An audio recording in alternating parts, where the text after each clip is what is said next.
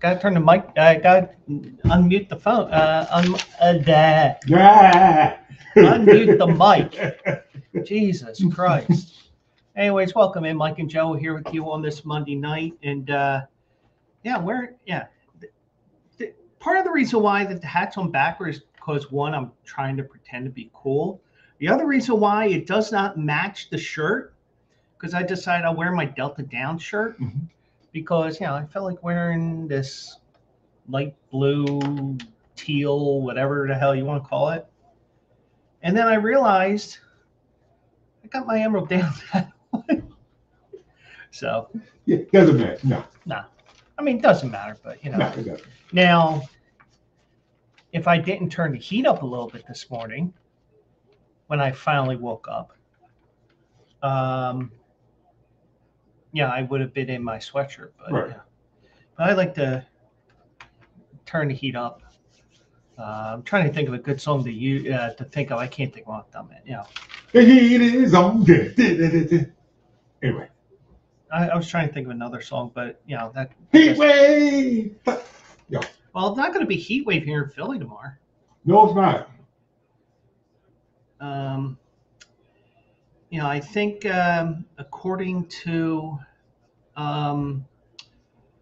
Will Ferrell's Saturday Night Live skit when he's pretending to be Alex Trebek, the one character. Yeah. Because I saw it come up on my Insta stories this morning. Letits now, letits now, letits now. Yeah. I think you've seen that. I have. Yeah. Okay. Yeah. So it's not like you're saying, "The fuck is he doing?" No, I've seen it. So as you can tell, Mike's feeling better. Yeah. We gave him some steroids and yeah. So, and we also got the football game on right now. Mickey had a comment here before we started. I think one of the Flyers did something to his arm. I did not hear who it is. I didn't hear who it is either. I have the TV on with the Flyers game in the living room. The dining room has the football game on. And I didn't see it either. So, kind of like Leon Stickle in 1980. He didn't see that offside. No, he didn't. No. And by the way, Leon Stickle died a couple months ago. Did he? Yeah. Oh, dang. I hear about that. I mean, I think God gave him a 2-minute minor for being up.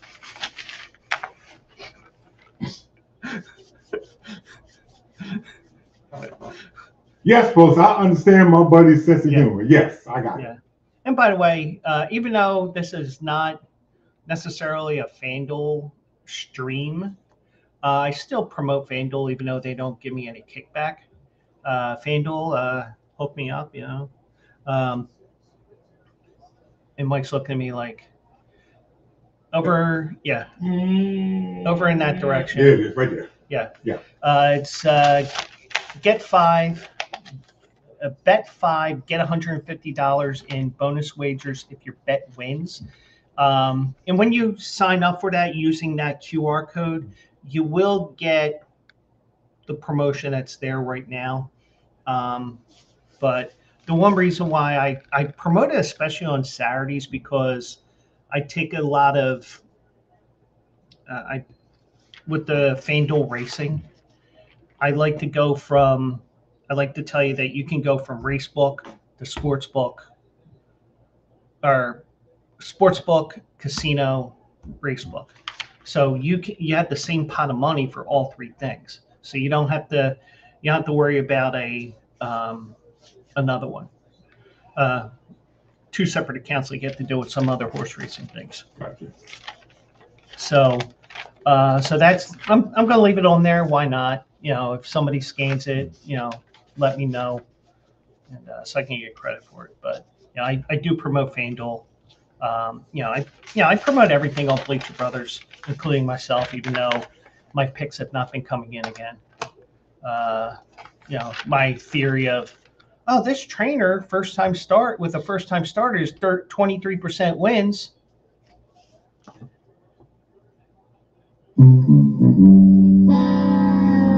He's an asshole. That's what Mike said when he wasted his final $2 to win on that horse today. What's this one? Yeah, I added a new sound drop. I forgot what it was already. Actually, I added it about a week ago. But that's what she said. Oh yeah, that's right. Oh, I know why. You know why? Okay. Richard Fitz, the pitcher from the I have that on here, Mickey. Two chicks at the same time, man. Richard Fitz got traded from Boston to St. Louis a week or two ago. Mm-hmm. So I said, since he's in the National League and we have a better chance of seeing him every year at Citizens Bank Park, I did this for all baseball fans, not just us at Philly, because I would do something like that and get myself kicked out. No, my luck, because that's not funny. But now pitching for the Cardinals, number 69, Richard Fitz. That's what she said.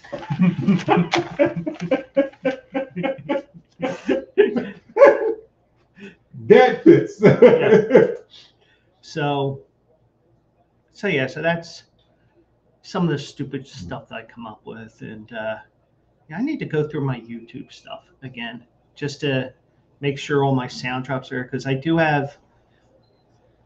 Now that was just as hard as a hit. It was. As that other hit that Jackson Dart took, where it was almost like it was the Hatfield and McCoys out there. But the difference was it wasn't Jackson Dart. Yeah. That's the only difference. And it was about 10 feet further. Yeah. Because the Jackson Dart hit was a clean hit. It was. And the only penalty was because one of his tight end was like defending him and got a little too raw. But, so got a lot to talk about here. Don't want to talk about the Eagles, but we will. I guess we'll talk football in general as well. And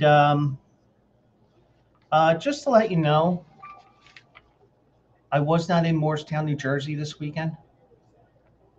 I was right here in Studio 213, as I like to call it.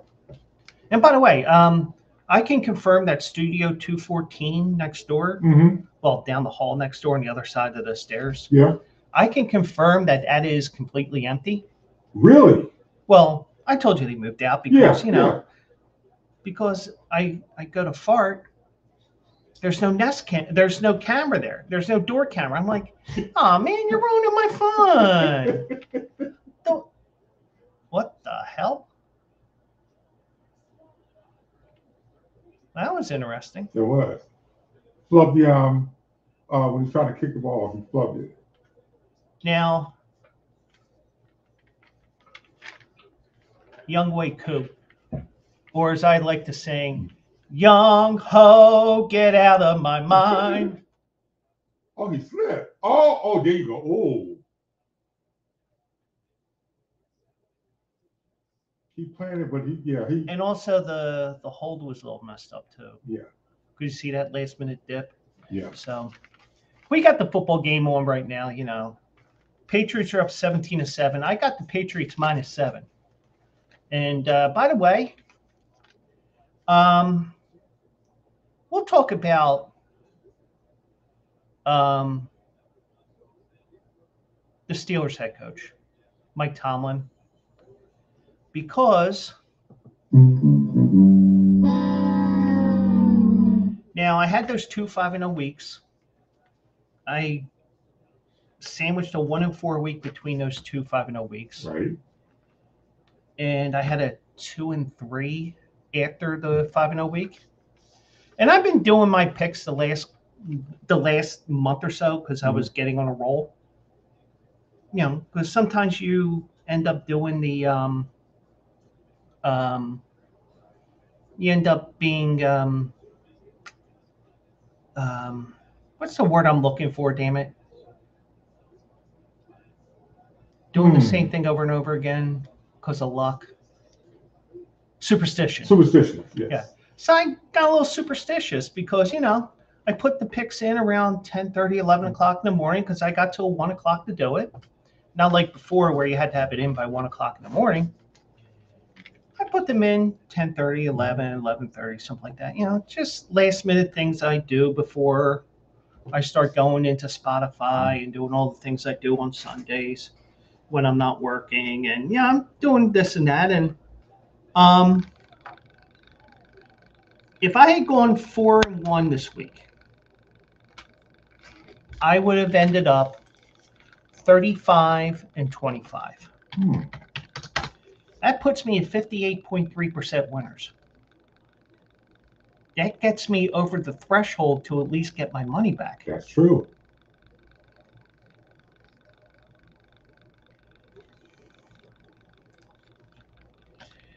I will say one thing about the Hawks. They did not play down to their opponent's quarterback, unlike some Eagles do. Because we might have that scenario next Monday night, possibly. Yes. But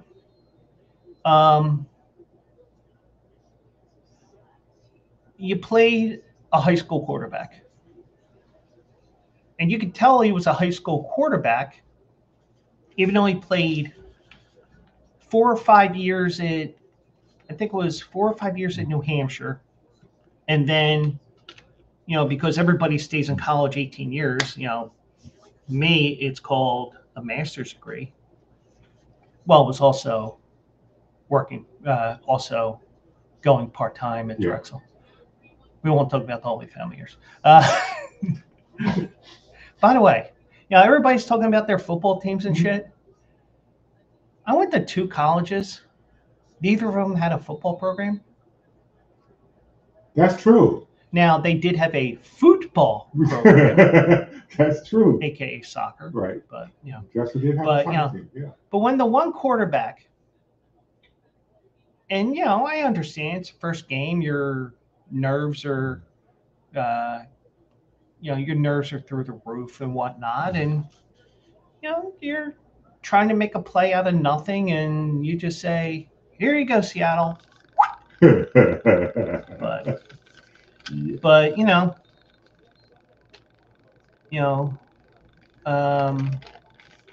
Carson Wentz is out for the year because he has some Prince things that he has to do. Because he's the Prince's doppelganger. Prince Harry, I think it is. I forget which one. But you get the idea. Yeah. Was that the one that? Is that the? Who's the one that's still in England? Oh, is that William? Okay, so it is Prince Harry. Okay, yeah. Because he married the home record. Yeah. The family record. The family, right. Because I think if it wasn't for her, he would still be in England. Oh, he would be, yeah. I don't like it here. This wearing a princess sucks. Yeah. Well, you should have married the other prince. Oh, wait, he died. He did. Yeah. Purple rain, or something like that. Yeah. But, and we're going to get to this in a second as well. So I have to say one thing before we get to the main topic. I was not in Moorestown, New Jersey this weekend. And if I was like Mitch Williams, just a bit outside. Shoulder and elbow injuries. I don't know where the fuck that ball's going. Right. And also, there's a thing on Instagram. You're on Instagram, right? Mm-hmm. It all started with Bryson DeChambeau. Now, granted, it was his own house, so if he breaks a window, he can fix it. Oh, because he's got plenty of money. Yeah. Because he's got the dirty Saudi money now. So what he was doing was he was pitching over his house and The object was to get a hole-in-one onto the green in his backyard. Yeah. Well, it took about 14 days. Mm-hmm.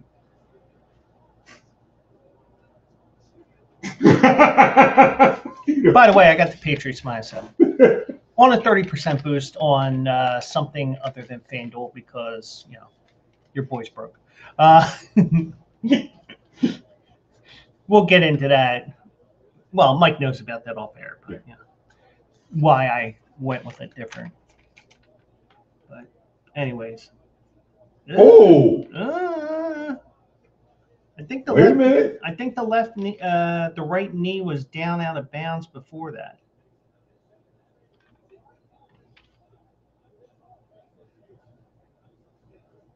Ooh, that may be inconclusive. But anyways, it all started with Bryson DeChambeau. He would chip over, and like every day he would add a ball. So the first day it was 1 ball. Second day he honored John Kruk and only did 1 ball. Third day, 1 ball. Oh wow, they counted. Actually, he did that for Alex Singleton too. We did. Alex Singleton had. You didn't watch the game last night? Which one? Denver. A little bit of it. You didn't watch the beginning? No. Well, they said he was back from having testicular cancer. So. Oh well. Now I don't know if they removed, but anyways. So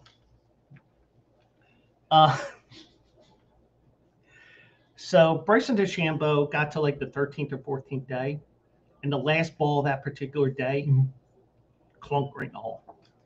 So now, one of the things I'm watching when it pops up, I'm not, I'm not going like, well, did he do it today? Did he do it? Did I go? I got to watch it. If it pops up, it pops up. If it doesn't, I don't give a shit. Right. But one of the guys from the Savannah Bananas, I don't know if it's his house or somebody else's house. I hope it's his house, because if it's not, and it's not a family member, he's throwing baseballs over the house, and it's got to land in a bucket. I think he's gone 20 days and he hasn't done anything yet. Okay. But that's something that they did there. So, but I can tell you right now, I was not in Morristown, New Jersey, and if you did, I was the person that egged the next door neighbor's house because But also that part of Morristown, what they're probably at, it isn't the middle class, it's the rich folk. Probably next door to Small Dick Nick Castellanos. He does live out there. Oh, wait. That's whose house I had. I had Small Dick Nick's. And then I went to T.O.'s old house. Oh, wait. I think Castellanos is. That is T.O.'s old house. Damn it. And whose house did I do sit-ups in? Shit. I don't know what house.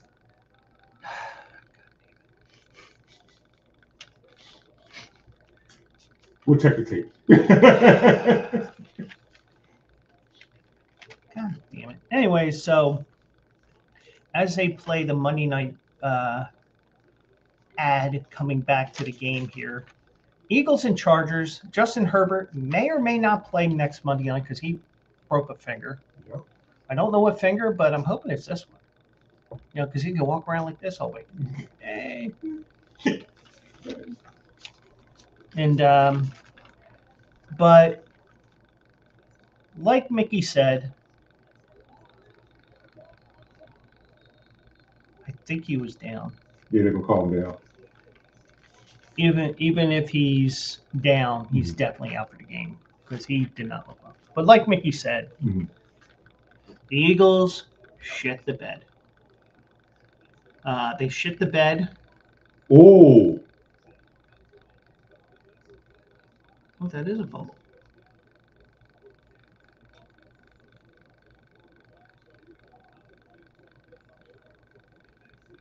Now, the question is,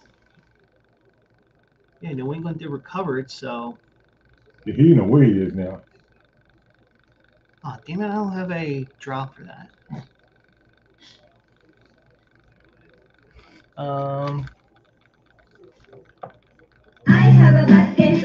All right, wrong one. Right. I don't have anything. All right, here's probably the best one I have right now. I was thinking about that. But anyways, and that was also that's also what happened to the Eagles. Yeah. Now, the one thing I said in the lead up to this game over the last couple of weeks, when we were going through the schedule and we're going through all the Eagles' turmoil and ineptitude and whatever, the one thing I said was that Chicago game's tougher than what it looked at the beginning of the year. You did say that. Or in May when the schedule first came out. Yeah. Now, I probably should have realized that, even though DeAndre Swift is on one of my fantasy football teams. Mm-hmm. DeAndre Swift was coming back. I forgot that C.J. Gardner-Johnson was on there. Yep. Olamide Zaccheaus is there. So you had three guys who were with the Eagles 2 years ago. 2 years ago, yeah. That ended up eventually migrating to Dallas. Mm-hmm. Not to Dallas, to Chicago. Yeah. So I'm watching the game. And I'll ask you one question. Okay. What have I always said is the best defense a team can have? I'm going to test you. The best defense a team could have. I'll give you a hint. The Eagles had it all last year. They have not shown it this year. Oh, that's right. A run game. Besides that, 3 letters, BCO.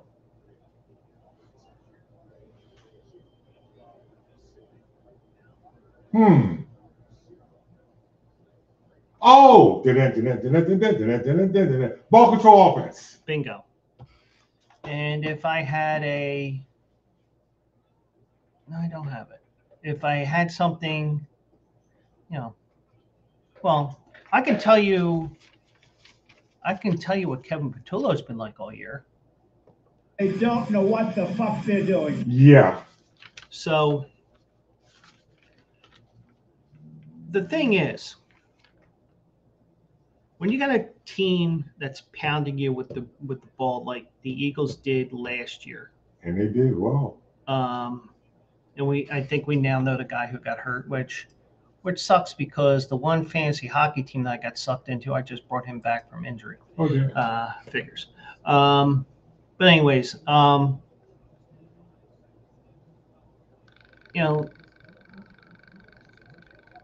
and you could say it's whole different things and all that. I don't necessarily think. We could say that the 2 times that the defense has looked its worst was the Thursday Giants game. Yeah. And the Friday Bears game. Yep. Short weeks. Yep. Oh, that's right.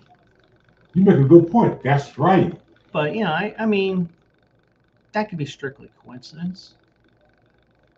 But the thing is, I said it time and time and time again. The best defense is a ball control offense. Yeah. And let me just pull up one thing here. I'm not going to share it to the screen because it's not worthy of it.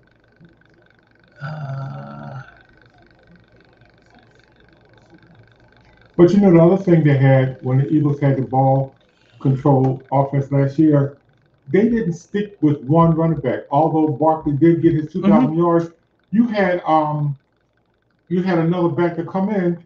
You spelled him. You even had Shipley come in. Mm-hmm. You can't. And this year we've shown that Bigsby, every time he comes in, he gets 5, 6, 7 yards every time he touches the ball. Yeah. But by the time Kenneth Gainwell got into the game, Yeah,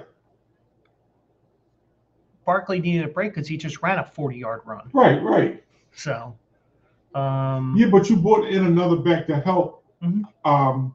Barkley, who's supposed to have thighs as big as Barkley's, and he's shown every time I've seen him, I haven't seen him get stopped for 1 or 2 yards, 4 or 5 yards down the field. That's what he is. Why don't you use him more? And A.J. Dillon hasn't even gotten on the field if you want to talk about And he's Barkley. another one with Yeah. those big tanks behind the thighs that he has. Yeah. Okay, here's what I'm looking for. Okay. Time of possession. Chicago, 39-18. The Eagles, 20-42. There you go. Ball control offense. So the one thing that we know from everything with everything, especially last year, and we could probably go to the Super Bowl year 2 years prior, you run the ball, you're going to keep the ball, you wear the other team out. Yeah. And that's what happened to us. Mm-hmm. Plus, I don't remember the last time an Eagle defense was run on for over 200 yards by, 100 yards separate, two different backs. Mm-hmm. I can't remember the last time it happened. Yeah. Well, at least now they might have. It's possible they might have set a record for most yards, rushing yards given up. I think they did. At Lincoln Financial Field. Yeah.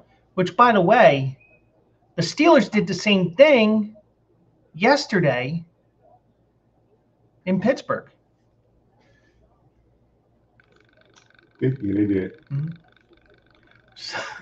So, something in the water in Pennsylvania, even though we're basically at sea level and Pittsburgh's about 1,500 feet above sea level, and a bunch of people that are legally brother and sister if they move back to West Virginia. So it's 27-7. You're looking good so far. Yeah. That one fantasy team, however. Yeah. But I mean, there was, and of course, Al Michaels and Kirk Herbstreit are basically having a field day with the fans booing. And you know what? I'm glad the fans are booing. Yeah. Because you know what? I mean, I do want to show you one thing here. Let me see if I can find it here.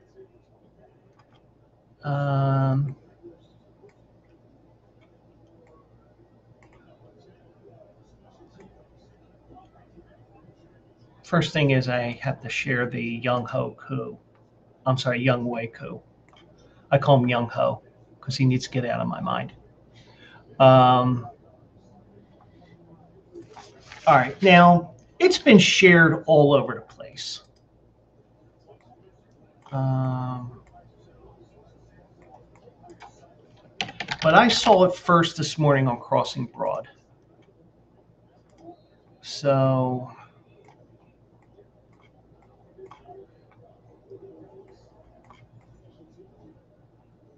all right, so whoever hacked into this sign, and you might have seen it already.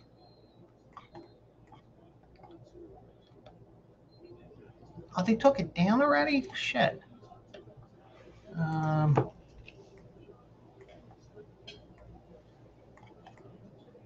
All right, so we gotta.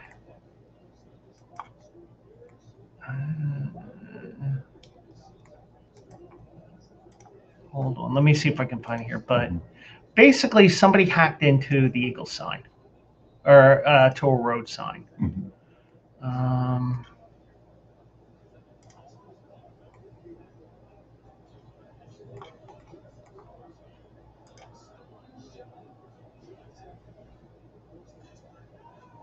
Let me see. I think I know what I have to do. Okay, so I didn't share it. Let me see if it's still on Crossing Broad's X. Here it is. This is from Crossing Broad, and they did not remove it from X. So, even though Crossing Broad is another sports network, I have to, we're gonna, if somebody posts something Mm-hmm. and I'm going to use it, I'm going to give them credit for it. I can see that. So this was on Crossing Broad this morning when I saw it. There you go. Oh, wow. So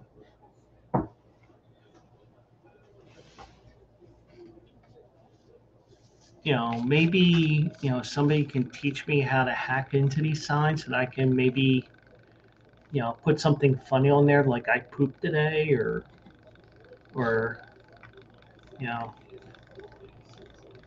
uh, or maybe I can put on there Jackson Dart has CTE or something like that, or but whoever did this, good job. Now, whether he deserves to get fired or not, that's another story. That's true. Even though he does. But there is a pattern here. Eagles got to the Super Bowl with Shane Steichen as the OC. Right. He was starting to call plays a little bit here and there for Nick Sirianni. Mm-hmm. He did his thing, and I did not set my phone off. Good. Then he had Brian Johnson. Right. No experience. We saw what happened. Yep.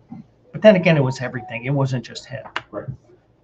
Also, Matt Patricia is at Ohio State right now.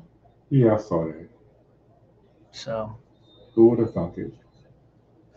Hey, everybody from the New England Patriots is under Bill Belichick's now in college. Yeah. Him, his son, but also, then you got Kellen Moore to come in. Mm-hmm. He had experience with the Chargers and with the Cowboys. He sure did. Ended up winning the Super Bowl. Yep. And now you bring up Kiffin Patullo.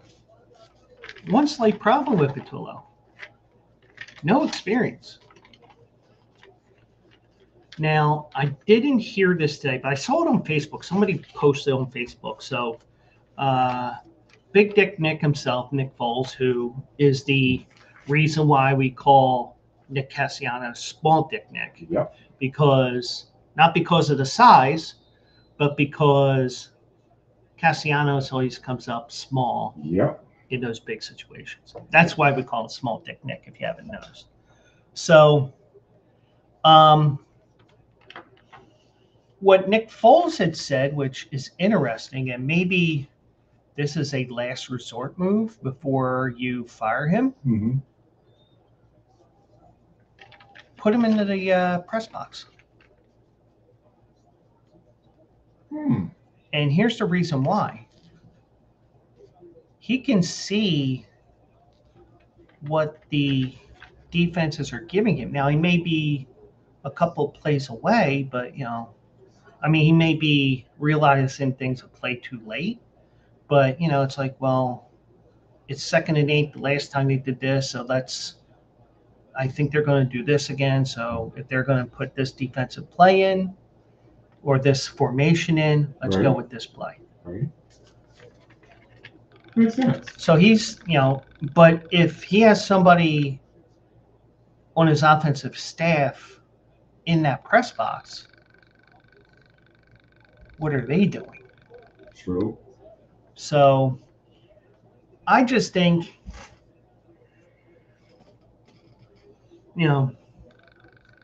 could we get to a point where, and if this happens, and you're watching this even after the fact, if this happens, I have zero intel on this. This is just me.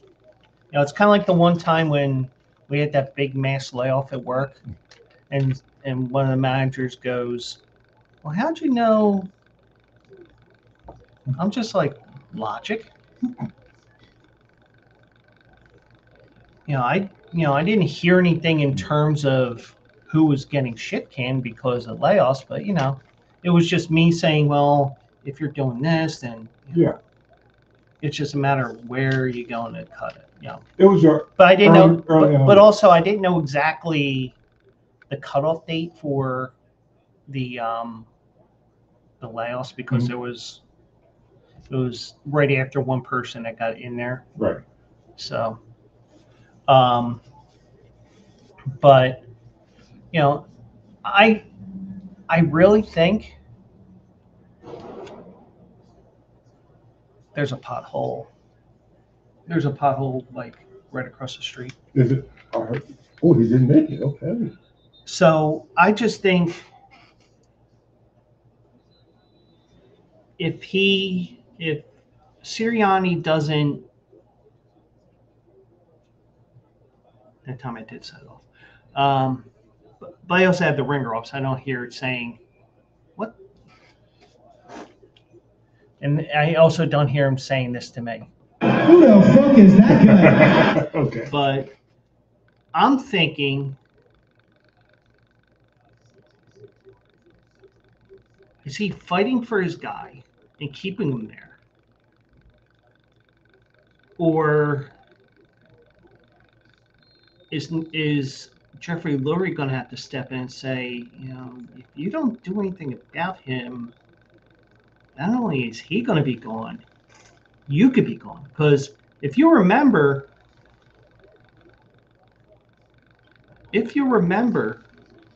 Doug Peterson got a quick exit after a Super Bowl win as well. He sure did. So we know that Jeffrey Lurie wants to win, and now that he's won twice, he'll make that seat very hot very quickly. Right. I mean, you know, it takes a while for water to percolate. Right. Now he's got it up to like 3,000 degrees in no time, you know. But well, don't it seem to you that the Eagles have forgot how to take it off? They can do the run pass option or play action, which is a quarterback's best friend. Well, if you're not running the ball, yeah, and that's the main thing. Yeah, if you're not running the ball, then, if you're not running the ball well, mm-hmm. then you can't do play action effectively. You can't do the RPOs effectively. That's true. And as a result, the offense looks like shit. Yeah. But also, they're running Saquon between the tackles a lot. He's more of an outside guy. Yeah, yes. Yeah, I understand he's fucking huge. But he's a freak. Yeah, right. Now, some say, well, he touched the ball X amount of times last year, blah, blah, blah. Well, how many times did he touch the ball where he didn't get touched? Whether he scored a touchdown or he went out of bounds. Yeah, that's the one thing that I'll say is, like, for example, even though it's apples and oranges here, Jalen Hurts or any running quarterback. Mm-hmm. Or let's use Jackson Dart, for example, because we're still talking about that hit. He goes running to the right side, and he still hasn't learned that, hey, I can slide, the out of bounds is my best friend. Yeah. Well, apparently, he's fighting Cam Scatterboo to find out who has worse CTE because he got hit with a clean hit right into next week. Yes, he did. Even though he got right back up, went to the huddle, and the other guys are pulling him away because another guy's trying to punch the Patriot who hit him. But the one thing I say to you a lot of times with Jalen Hurts when he tries to run, and he hasn't been running much either. No, he hasn't. One thing I say about Jalen Hurts is, you know, he knows how to get out of bounds. True. He knows when to slide. True. He knows when to throw the ball away. True. You know, there's a reason why he only has 2 or 3 interceptions this year. Yeah. Now, granted, we could say that he's not taking chances down the field as much. And, you know, A.J. Brown, you know, he probably rubbed a couple out Friday night, even though they lost, because I got 11 passes or whatever many he had. But guess what? I think he only had, 15 completions or, you know, something like that. But, yeah. But in a way, I also feel like A.J.'s also hacking the offense as well because, you know, well, we got to make him happy. At least that's how I feel. But Well, that's a good feeling. I think I told you that stat I looked up when AJ and Devontae Smith both scored touchdowns. Mm-hmm. Eagles are undefeated. Yeah. You can't have But- one without the other. But you got to get yourself in a position to score That- 2 touchdowns. That's true. But, and, you know, and here's a question I have. I think when they scored that second touchdown, I believe it was 20. Well, yeah, the final score was 24-15. Right. You can tell that this new age NFL and analytics and shit like that, Mhm. you can tell that it's ruining the game just like it ruined baseball. You're down by 9. Okay. Even Rich Kotite knows you go for 1. even with his wet 2-point chart. You know, because remember when he was in Dallas, he went for 1 instead of 2. He said, "Oh, my chart was wet." Right. Even with the wet chart, Rich Kotite knows you go for 1 there. Because it's the same way if you go for 1 and you're only down by 1 score. You to go for 2, it's still 1 score. It's not like you have to get that 2-point conversion. Well, because of that, it's 24-15. You missed a 2-point conversion. Yeah. Now you need to score twice. Exactly. And that's why you don't do it then. Now, I understand if the score was already 24-16. Now, also, I believe I got to pull up the score, the box score, only because I need to confirm this here because Okay. Jake Elliott missed an extra point earlier in the game. Yes, he did. So, go back over here. Scores.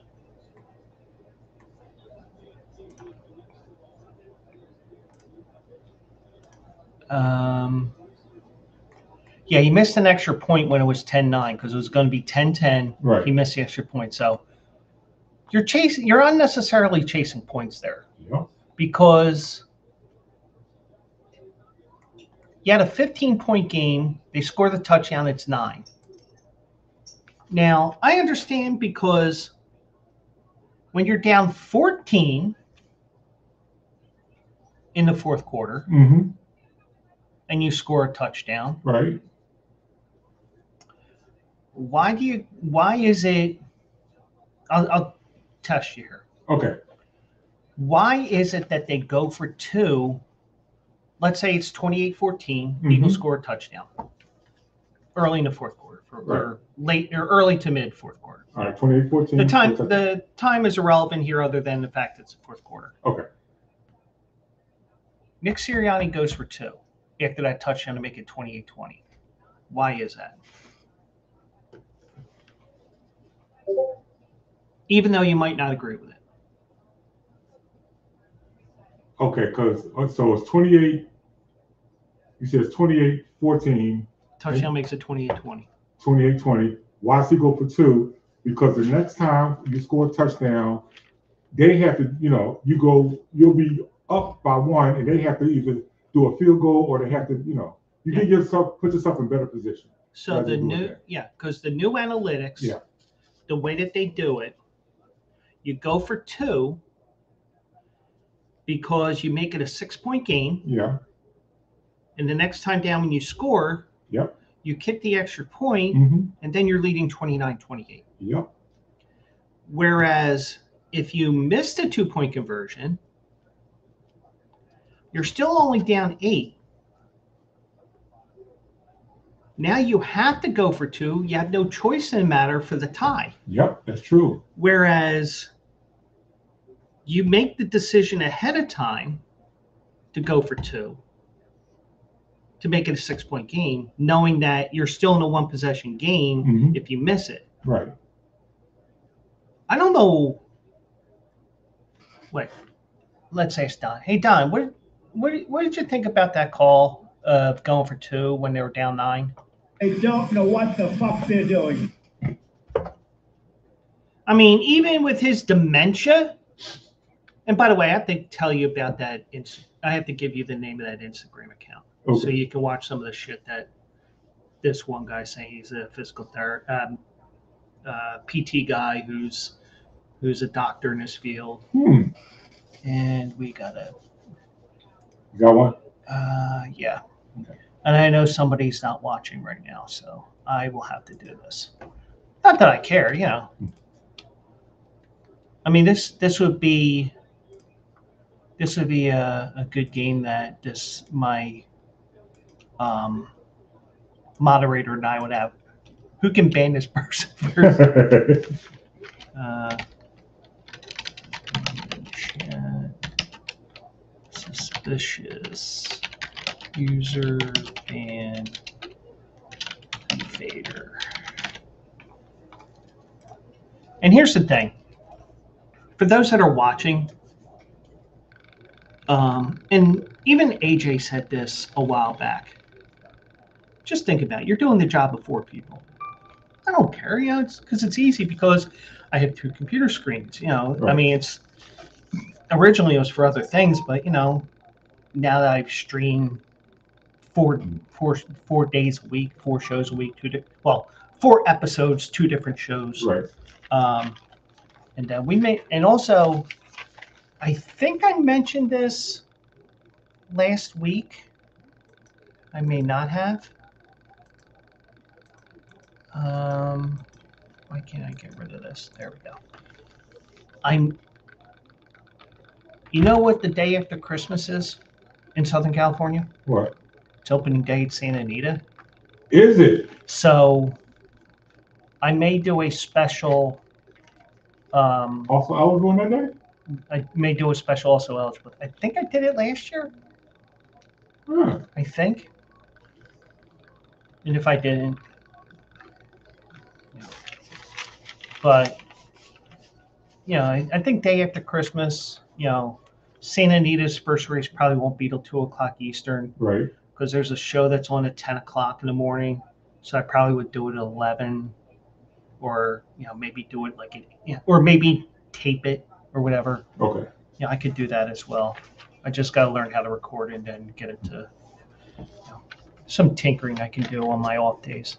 But so Eagles lose, and nobody's happy with the offense here in Philly. Nope. Now, granted, it may be because we went boot to ass on Kansas City. Yep. Breaking news. Kansas City may not make the playoffs. True. And maybe Andy Reid retired 1 year too late. Ooh. Interesting. Now he's, you know, I mean, he could be 85 years old. Yeah. Sitting there behind the bench as the head coach because, you know, he's already having a hard time walking at 65. You know, he probably will be sitting there behind the bench, yeah, in his special chair that they'll have for him, you know, winning game number 500 or something like that. But he can coach. Yeah.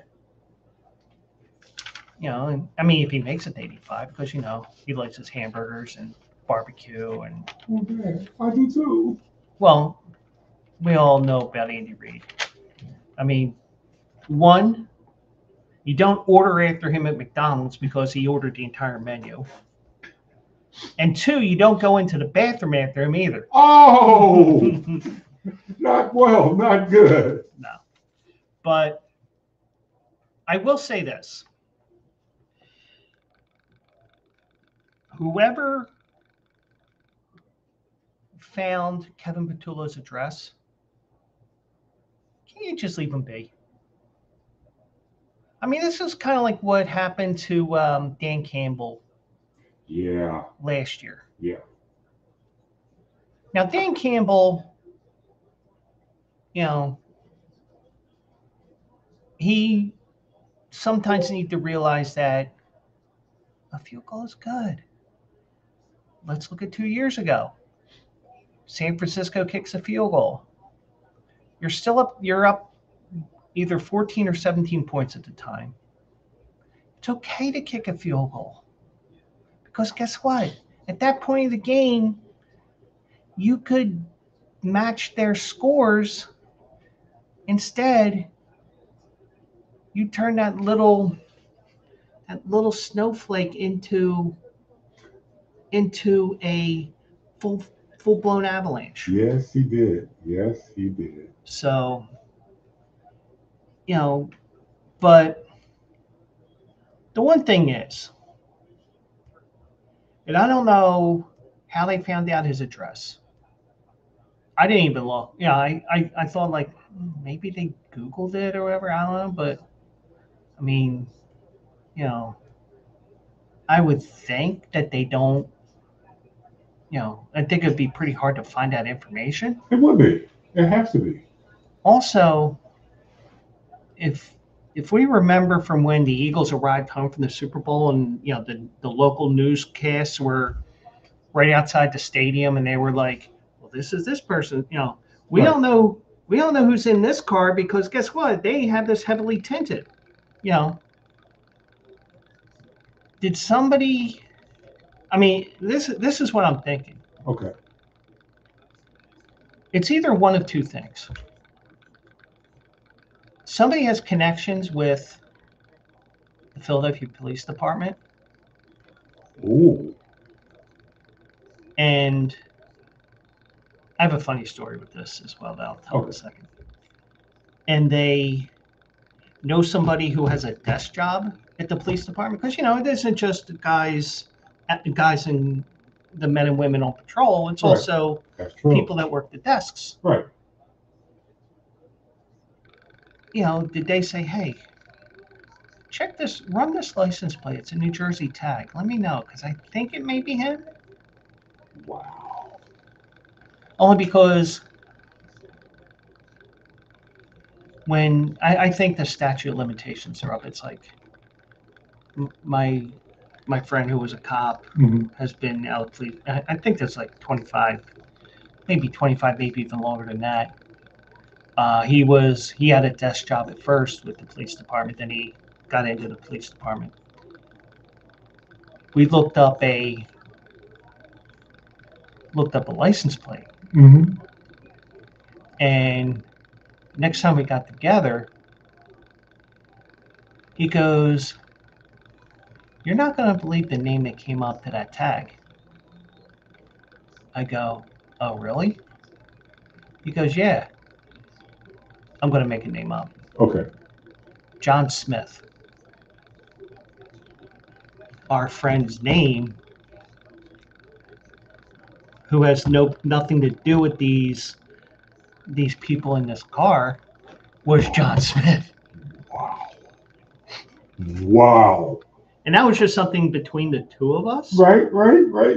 But it came up to the person's name. And now, mind you, that person's name, like real last name, was not that common of a last name. Right. So the fact that we got the same name, but probably not even related to that person. That's wow. Mm-hmm. So, so we just laughed for like an hour. And how the hell did we do that? We can't do anything like that. But, but Eagles lost 24-15, as we know. Now, first of all, Kevin Patullo must be getting paid really well, because I guarantee you he's in that same area where Small Dick Nick is, along with, but then again, maybe it has something to do with T.O., but so a video surfaced on social media of multiple people appearing to throw objects at Patullo's home. Online posts suggested it was rocks, but Morristown Police, a representative for the Morristown Police Department, said it was eggs, adding that the investigation is still ongoing. That's too wild. Now, like I said before, as much as I want to egg somebody's house when they give me shit, right? Now, like for example, upstairs. Gotcha. But the thing is, everybody has a security camera now. That's true. I mean, this building has numerous security cameras. You go up Lansing Street there. I've said it time and time again. You can go up the street, guarantee you at least 10 houses on the one side of the street can see you walking up the street. Even though I have no intention of doing anything to any of those houses because, one, I don't know them. Right. And two, I'm trying to get from point A to point B. I couldn't give a shit what's at your house. Exactly.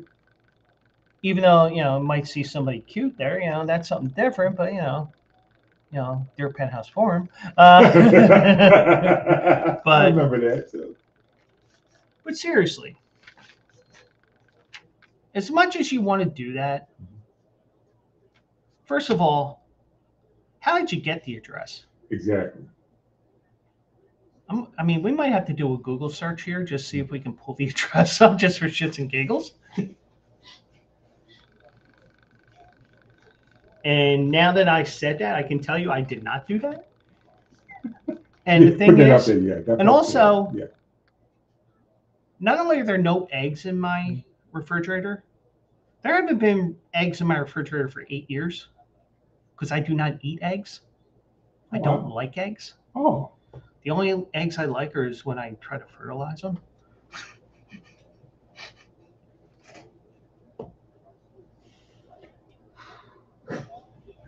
Now, the one thing is, what's that? Me and Duncan, I know my friend in Vegas, Sean Tempesta, who's has had his own beef with Duncan for different things. Mm-hmm.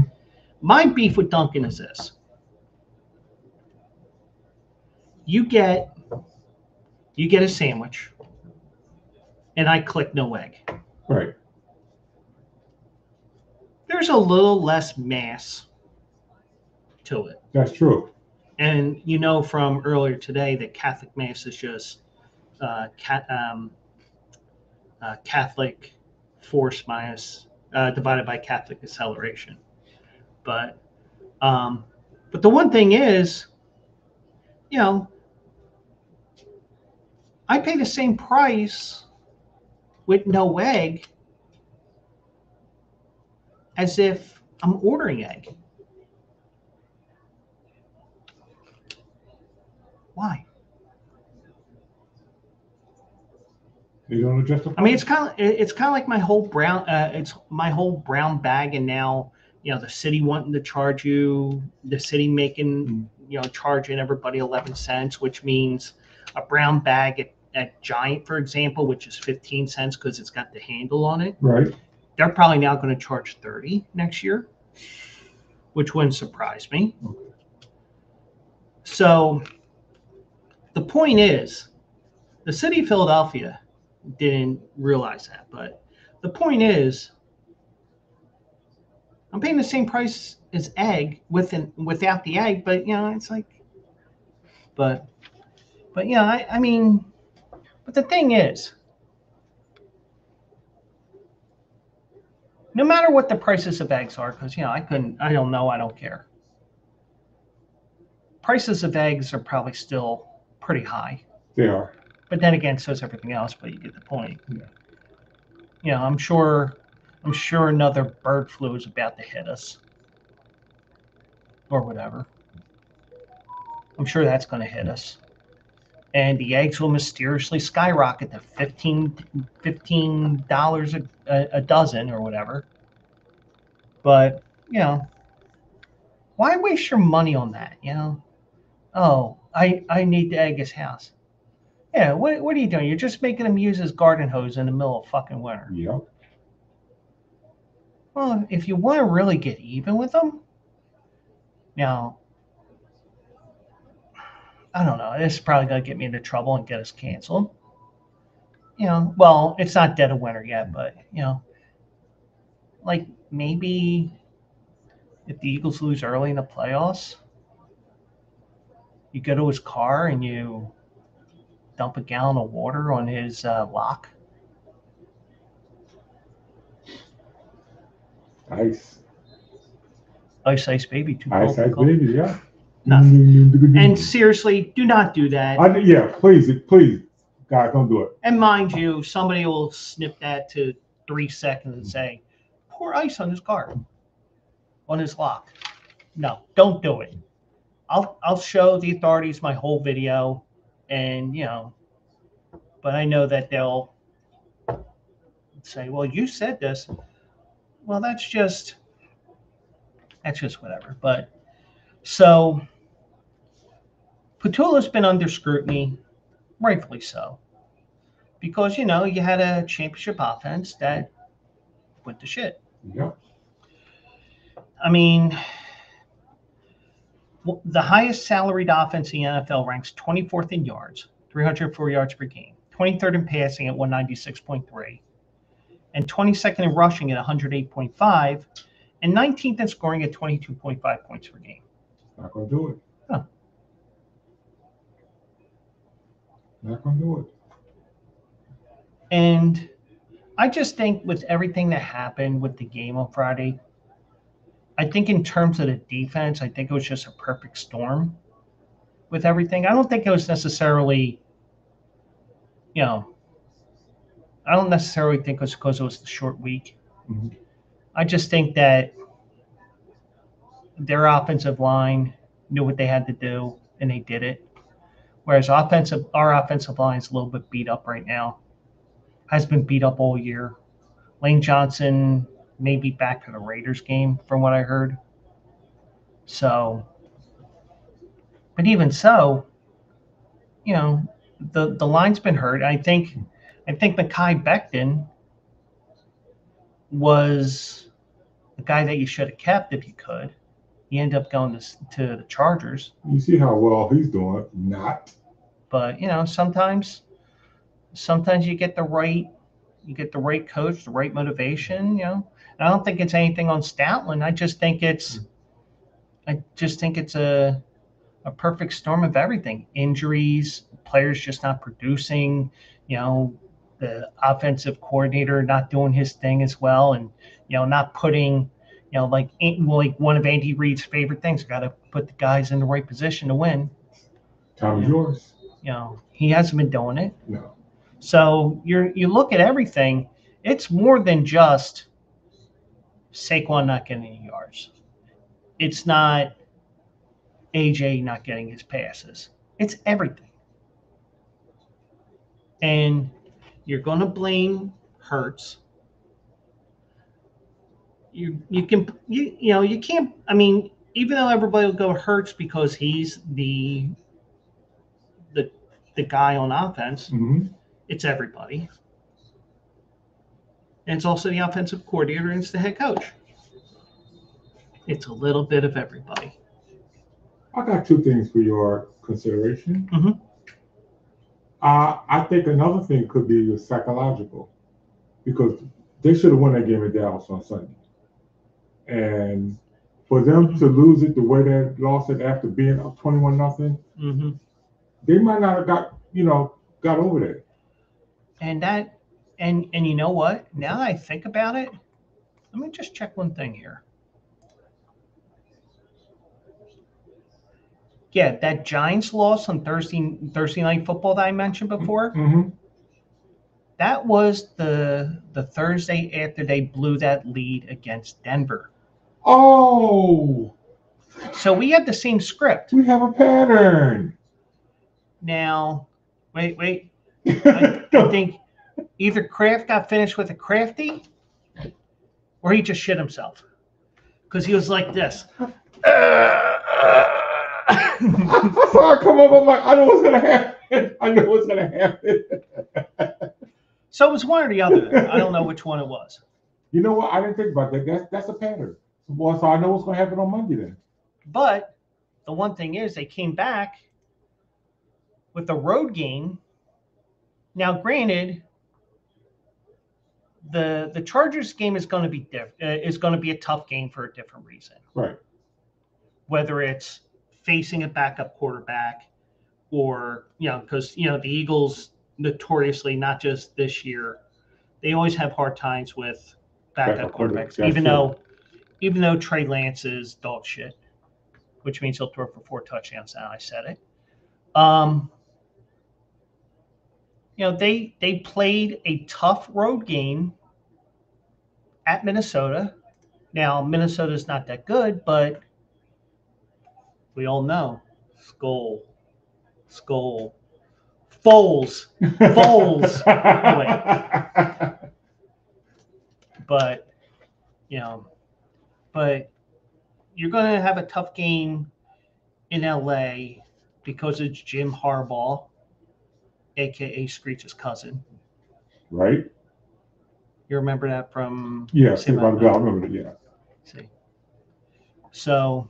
But you gave me the other stat earlier, which I also agree with. What's that? The Eagles' record in California. Yeah. Well, not California, in LA. I mean, in LA, yeah. Now, granted, we didn't have football in LA for what? Almost 20 years? Right. The Eagles have not lost in Los Angeles since, I think, 1975. That's a good Now, thing. granted, you were only going to LA every once in a while. Right. But now you may not. But the Eagles made 2 trips to SoFi already. Yep, that's true.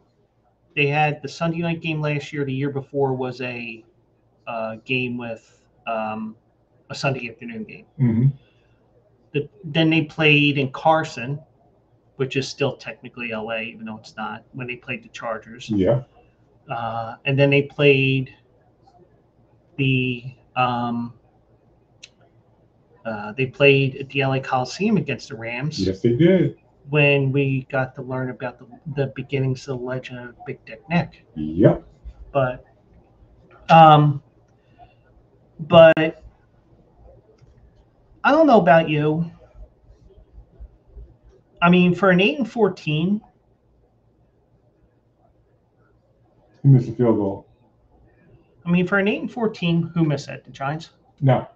Patriots. Okay. Now, for an 8-14, I mean, it would be desperation to just out and out fire him. It would be. But I don't know what you do. I mean, but then again, you have Nick Sirianni, who 2 years ago became the CEO of the coaching staff because of the whole meltdown 2 years ago. Yeah. I mean, he survived one meltdown barely. Can he survive this one? The sports pundits are saying that the Sirianni might have lost the ear of the Eagles because they seem like they're not listening to him. They're not. Mm-hmm. It's like they're not taking on his the culture that they did mm-hmm. last year. They seem like he's not getting through to them. Mm-hmm. That's one of the things that's. Do we need to see if Lane Kiffin will move from LSU to? No, because he's a Firestone waiting to happen. But I'll tell you one thing though. For this not to be like 2000, was it 22 when we were 10-1 and then we started imploding? 23. 23. They have to win on Sunday. Mm-hmm. Because if they don't win on Sunday, all that's going to come creeping, right?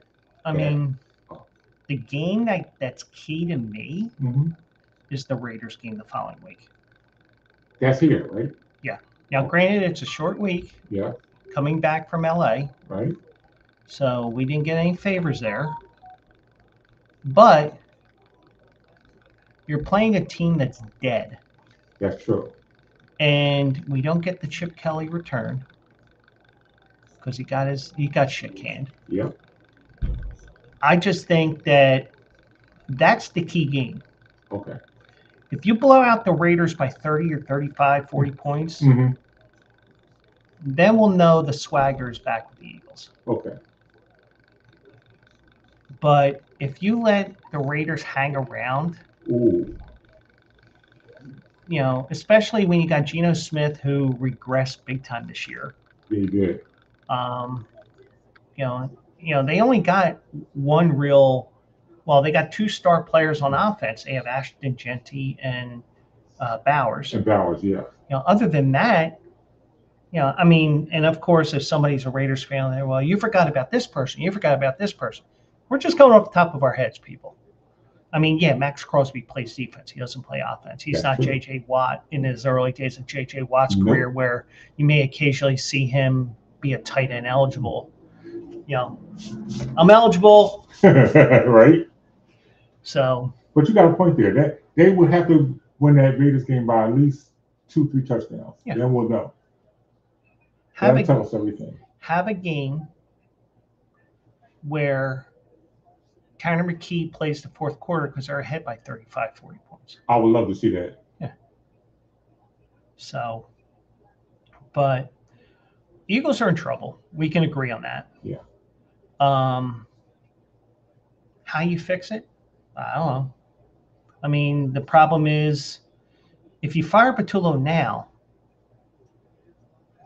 that means that Nick Sirianni's position is in jeopardy as well. Because it's kind of like in baseball. You fired a hitting coach, means the manager may be going next. That's true.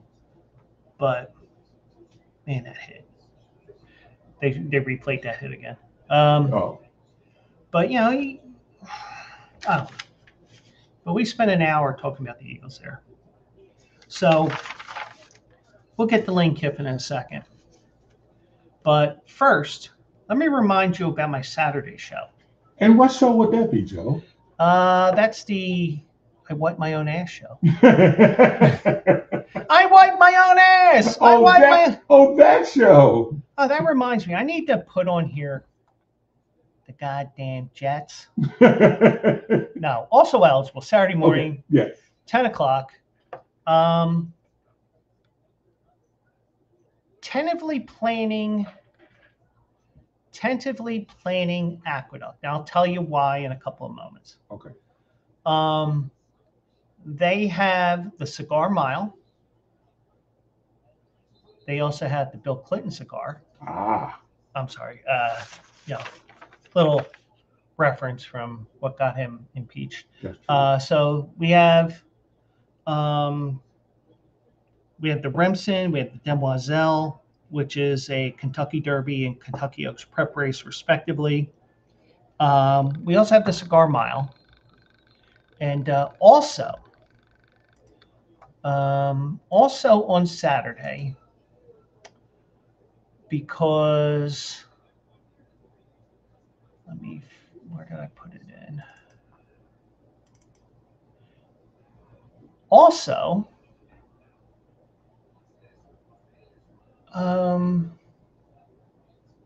at least I think the number is up to 6 now. AJ bought into another horse. Did he? Okay. Let me find it here. And the cool thing is with this group, Commonwealth, which is more of a higher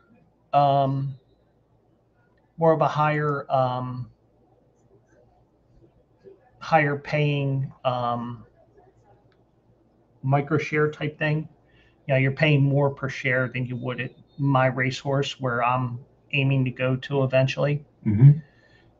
Schoolyard Superman, he bought into this horse, has run 2 races so far. Okay. And he is running in the second race Saturday at Aqueduct, tentatively. And also, since we're at that time of the year as well, weather should be fine. Okay. We just got to get through tomorrow. By the way, tomorrow's race is supposed to be Parks, but I may be writing that article tonight and then deciding, oh shit, I got to rewrite this with Zia or Turk Paradise, because guess what? Parks is canceled. But anyways, so this is his latest venture that he bought into, Schoolyard Superman. Going to be running in the second race Saturday, 1 mile.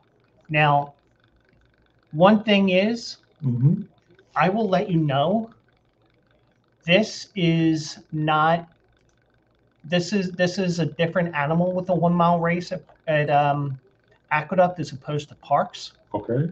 Because it is a 1 turn mile.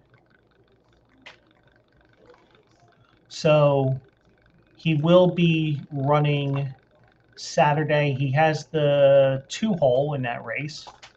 So not completely on the rail, but but he will be running on Saturday, and I'll be rooting for him. Of course. And then there was Saturday, this past Saturday. So I can stop sharing that. Go to that. AJ's one horse was running at Gulfstream. And also, AJ made it onto the simulcast feed because as I'm watching, I'm like, there he is. There he's not.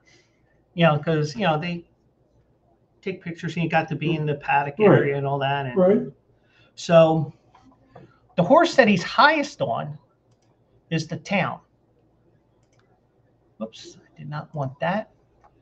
Now, I told you what happened in this race. For those that are not aware of this, I'm going to play this race for you. Whoops. Now, if you were watching me on Saturday, a mile and the 16th race. Now, the way that they were running mile and the 16th races at Gulfstream as of January, beginning of February, you had a very short run up into the first turn. So one thing that you will notice when we go back up the parks in the spring when it's warm again. Right, and we will be. One thing you will notice is, unless you're at Assiniboia Downs, because Assiniboia Downs, none of the races have run-ups. They start right from the pole. Okay. So that's why, one of the reasons why when you look at an Assiniboia Downs program on a Tuesday night when they have the free race of the day on Daily Racing Form, it's like, he ran 6 furlongs in 1:15? Well, part of it is the timing starts as soon as the gates open, as opposed to when a horse is almost at full speed when they hit that first beam to start the clock. Right, that's different. So, but that's how they do it everywhere else around the world where there is no such thing as run up. If it's going to the metric system, because we have a foot fetish in America, that's why we use feet and yards and miles and stuff, because we have a foot fetish. But when you look at all that,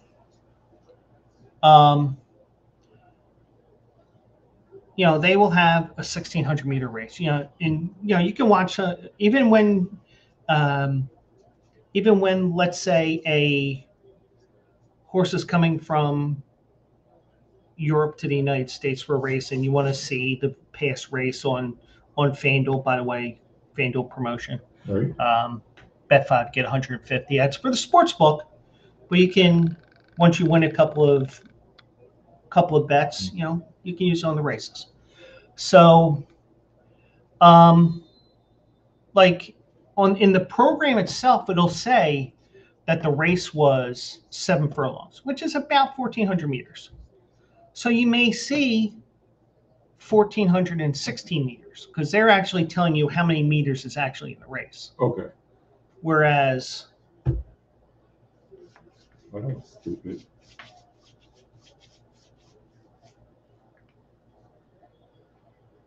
We got it. And unlike the Eagles, yeah, where they could have just went for 1 and made it a 2-possession game, they gambled and went for 2 and got it. So yes, Pork Chop's here as well. Welcome in. So because that turn, that run into the first turn is so quick on a mile and 16th race, and they also don't they don't end at the finish line. They actually have an alternate finish line, so you have a short finish there. And I'm going to tell you what I told AJ after the race on Saturday, because he went from Gulfstream Park to wherever the hell Inter Miami plays. Okay. Because he was covering it for Bleacher Brothers as well, right, taking pictures and whatnot. So he was actually doing stuff there as well. So he did double duty. You know, Gulfstream didn't help us with the late race, but you know, it's the feature race of the day. So this is the FTBOA in reality stakes. What they do is they have a series of Florida bred races over the course for the 2-year-olds, and they name them after some of the best Florida breds, you know. So this is the in reality, and they're going a mile on the 16th, and they're actually starting at the actual finish line, but you know, but you'll see that they have a short finish here. The town is horse number 10 in this race. Okay. And I need to do it like, hold on. And I have to turn the volume down as well because Pete Aiello is pretty loud. And also my volume. So let's go. I'm trying to, all right, you know what?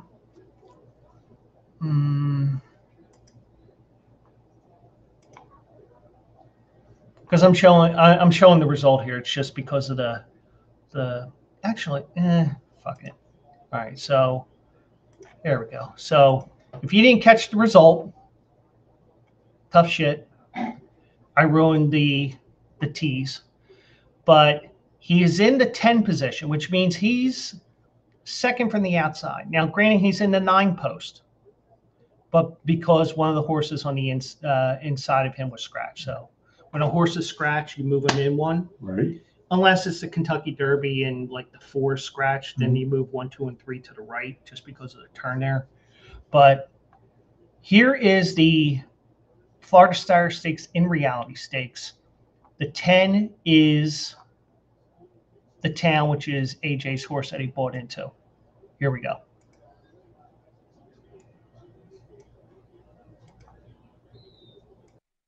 And they're off in the in reality. Slow to start, the town. Quick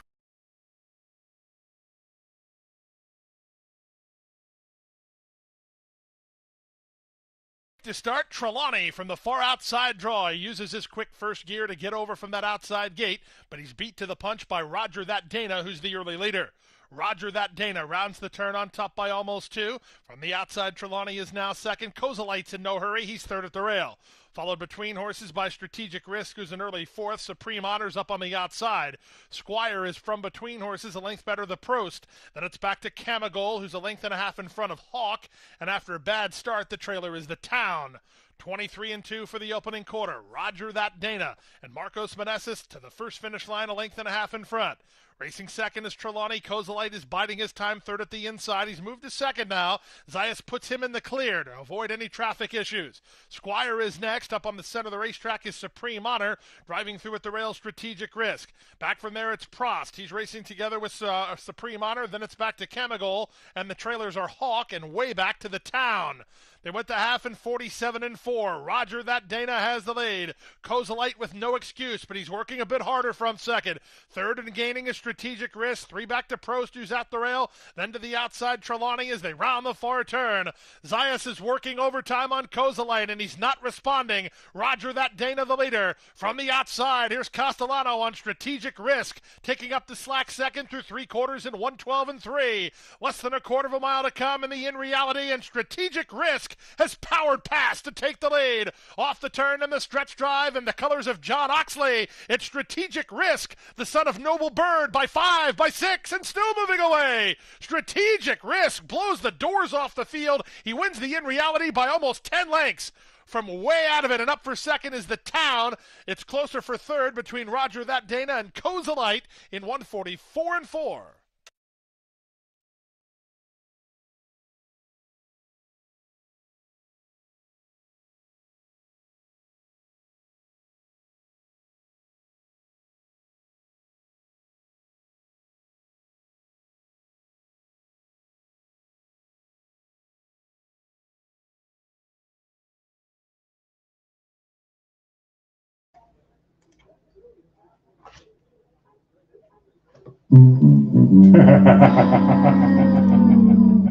I muted myself because if I play the video, you'll get double feedback of Pete Aiello, who's a loud dude.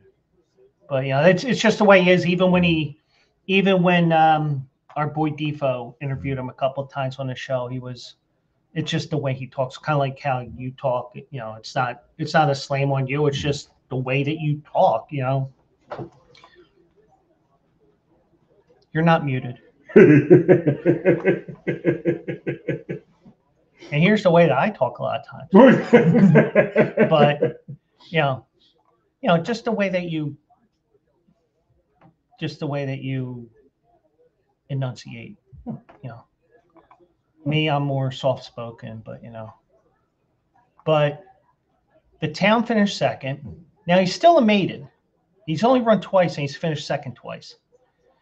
Now, AJ was saying to me, I can't believe the closing kick on this horse. If he can now here's the thing, and I said the same thing he said. If he figures out this gate thing, right? I think we're going to be me and AJ, and I may see if we can add you into this. We may be going to Louisville for the Derby, because now just to let Pork Chop know, right now that horse is a 2-year-old. On January 1st, all the horses born in calendar year 2023, that's what they are, because 23 plus 2 is 25. Right. I'm smart. That's why I was a math major.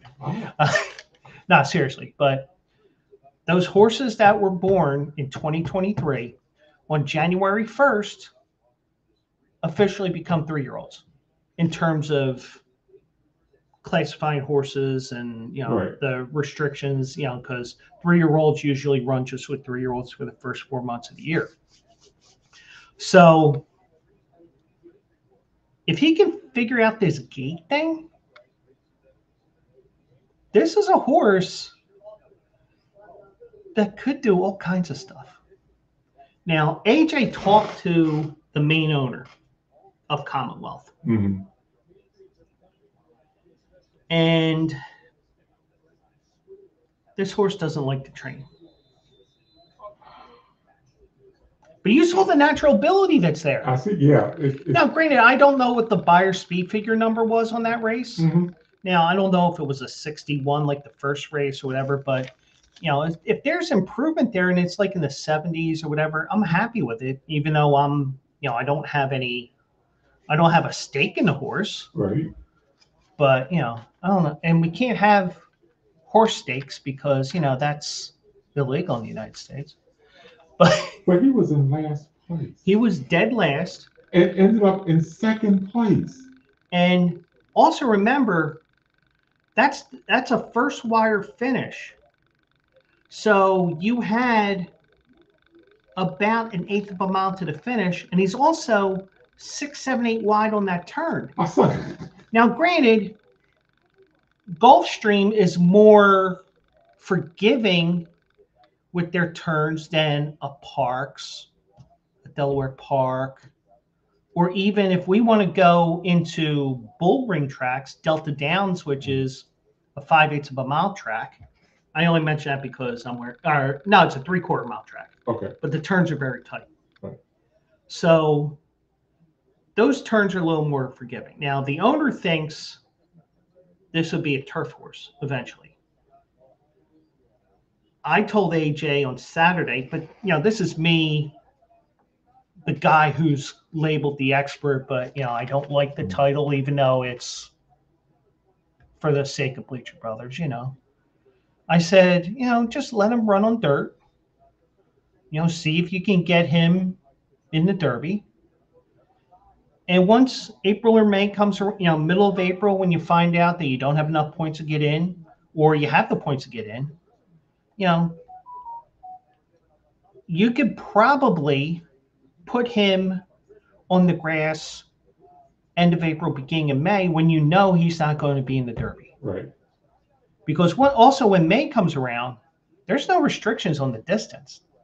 Part of the reason why that they don't run 1.25 miles until the Derby is partially because how young they are. Mm-hmm. I mean, even I've never seen that in writing, but But for the most part, once the Derby comes around, there's no restriction on distances. Okay. Now, I kind of wish Belmont was opening up this spring. I would love to see him at 1.5 miles at Belmont. Now, granted, Belmont, it's tough to run from that far back at Belmont because everybody's going slow because they're trying to go the 1.25 miles, the 1.5 miles. Right. But since it's going to be one more year at Saratoga, they're running 1.25 miles instead of 1.5 miles because the configuration of the track doesn't allow it.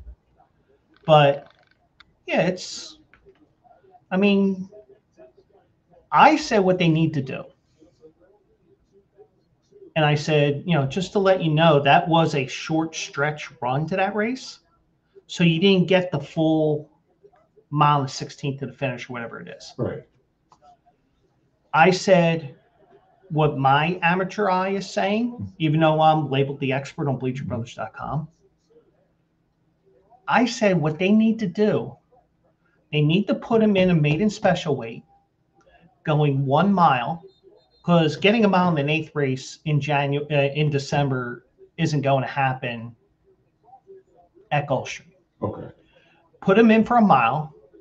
Who gives a shit if he's 1 to 9? Right. We don't give a shit. I mean, well, maybe me if I have a couple of bucks, but I couldn't give a rat's ass what his odds are. Mm-hmm. Get him a win. Get him the confidence that he can get out of the gate half decently, and show that closing kick at Gulfstream. If you're going to use that for your road to the Kentucky Derby, right?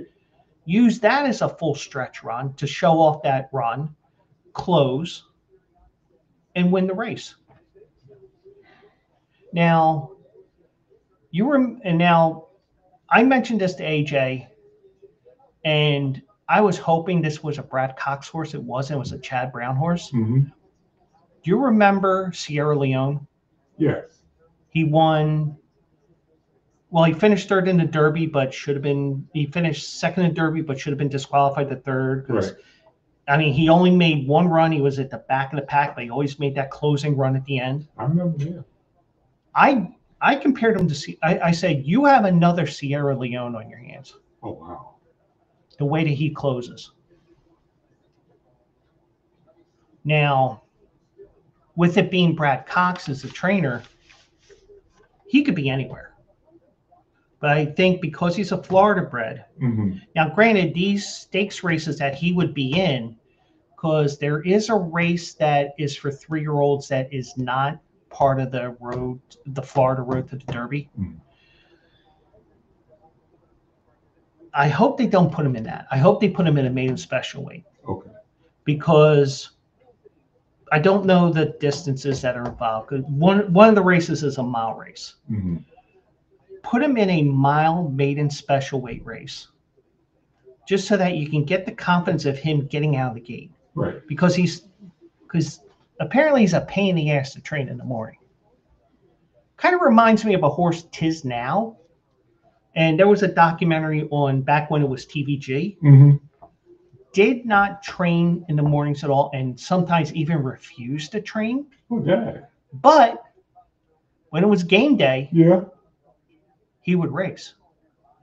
And Tiz Now is the only horse to win 2 Breeders' Cup Classics. Now, I'm comparing apples and oranges here because you're talking about a horse that only run 2 times. Right, but still. But you're talking about a horse that's showing he's running beyond his breeding already. He's showing he wants 2 turns. He's showing that, unless he doesn't get the setup and everybody's running slow, he's going to be that horse that is going to be closing. He sure is. Yeah, we saw that. It was so bad.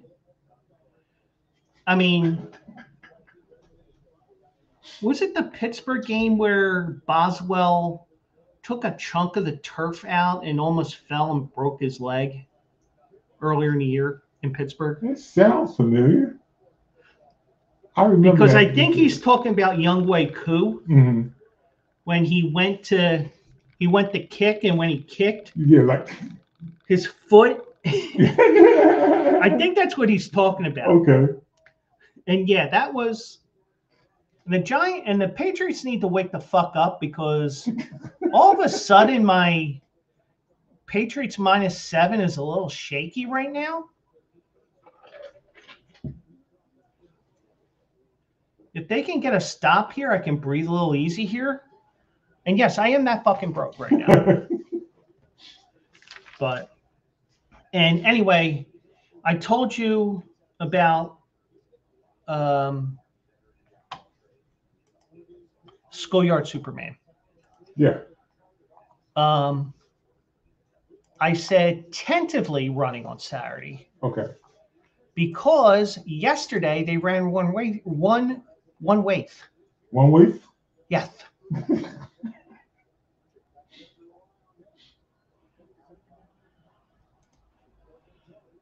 And Pork Chop won $35 on the MLS matches. Wow. Good job. Very good. Now, you know why I love betting MLS, Mike? Why? Because I love me a three-way.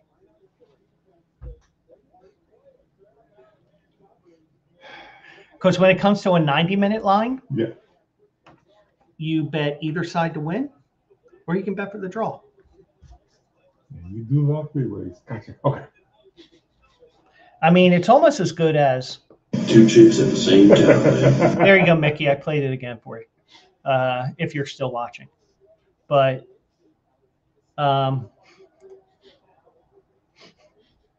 Mike, Pork Chop knows my sense of humor from the free-for-all days. Okay. So they got to stop. There you go. Maybe I need to do something like we'll talk about that one. Okay. So they canceled after the first race because there was a blow up between the jockeys and the New York Racing Association. Well, there was an update on it. So they canceled after the first race because the jockeys refused to ride because the clerk of scales got sent home or something like that. Here it is. The jockeys refused to ride the final 8 races on Sunday's card when NYRA management sent assistant clerk of scales Brian Potchman home after he expressed reservations about protocols in place to weigh in riders following a race. It's unclear when these protocols, which include digitally and manually recording a jockey's weight after a race is run. Digitally?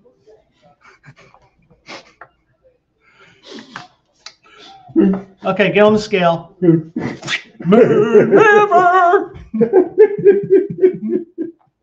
Oh, ouch. Yeah. So, but Sunday was believed to be Potchman's first day operating under these new guidelines.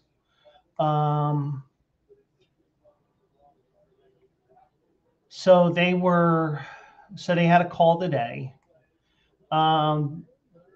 The Jockeys Guild and the New York Racing Association deemed the talks productive, where they may run on Thursday. Okay.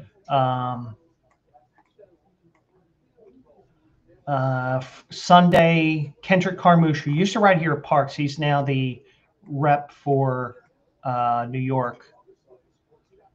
He said riders in the valets were upset. I think that's pronounced valets. It's VALETS. It's the same as valets when you go to the casino. Okay. They were upset with the decision by management to send him home, Potchman, after the first race. So he was there for the first race, and he didn't like something. He said, all right, you're... Carmouche said further said moves by NYRA early in the year, including a decision to bar family members from being allowed in the jockeys room, were signs of disrespect from NYRA management. Carmouche said yesterday they don't respect us. They don't care about our feelings. They don't care about making us feel like we're the head of the sport because we're the jocks. We do make the show go on. It's the jockeys and the valets that stand up for what's right. Yeah, I mean, that's a point. Yeah, that's good. But in terms of letting family up to the jockeys room, do you want to see do you really want your kid standing there and you got this jockey walking around in the jockey's room, buck-ass naked with his gigantic dong, which is not proportionally sized, so his body just going around all. But, I understand. I understand why maybe Naira did that. But, I don't know what PA does. I don't know what they do at parks, nor do I care. But, I think that it's all, it's all this and that. But, so that's the reason why that they didn't run on Sunday. Okay. Now, that was an update. That was just update. That wasn't on the Daily Racing Form site about 9 o'clock. So within the last couple of hours, that's been posted. So, and the thing is, this isn't like it's some other sites like ESPN that tells you what time that was last updated. Right. This just says it's by David Grenning of the Daily Racing Forum, December 1st, 2025. So It doesn't give a time on it. So, but within the last couple of hours, that was made known. And so that's what happened with that.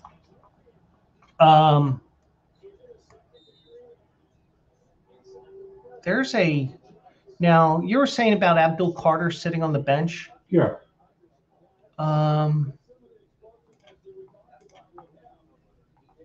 this is from TotalProSports.com.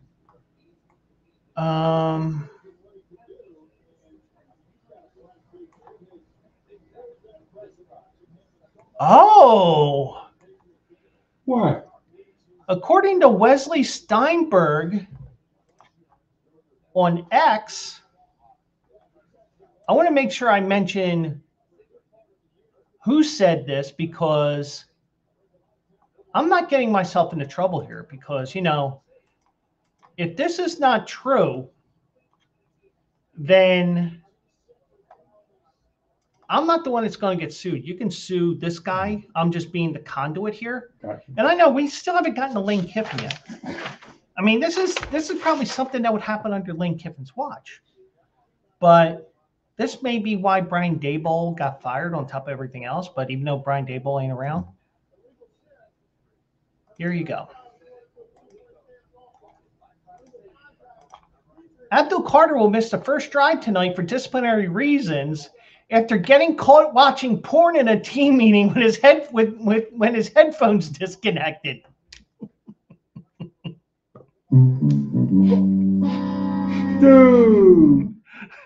Dude. Oh. Dude. Now, if that reason is true, and I wish I saw this before the show started. Right? This would have been a stupid shit that I saw story that we would have began the show with. You got that right. It would have been. Wow. And my friend Eric there with the great gift there. What? And some chick from Boston. Actually, that's a porn chick because he's. But anyway, I think that's just coincidence. It's not anything. Wow, Abdul. But, okay. So allegedly, he missed the first drive of the game. Now, mind you, remember when you were last year for the Dallas and Raiders game, and we found out that Pickens and CeeDee Lamb did not play the first drive. Yeah. Well, they missed curfew. Yeah. And if you remember, I said that they were probably out about town that night. You did say that. I remember that. They were. Oh, were they? Mm-hmm. Okay.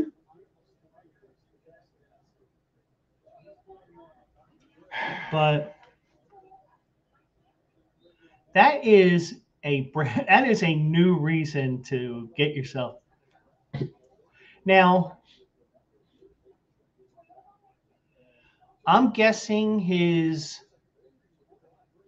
Bluetooth went out. Possible. Because nobody tethers themselves to their phone or iPad anymore. Right. At least most don't. Wow. But I don't know how you do that. Well, that's why he was on the sidelines. Okay. Now I'm going to say allegedly. Yeah, we'll say allegedly. I will say allegedly. Wesley Steinberg, if he's wrong, you can go find him on X at Wes Steinberg, W-E-S Steinberg. Well, I will say that I did see him on the sidelines. I didn't know why. So maybe Wes is saying this is why, but I did actually see him on the sidelines in the first quarter. Yeah, so yeah, that was pretty. It came out of nowhere.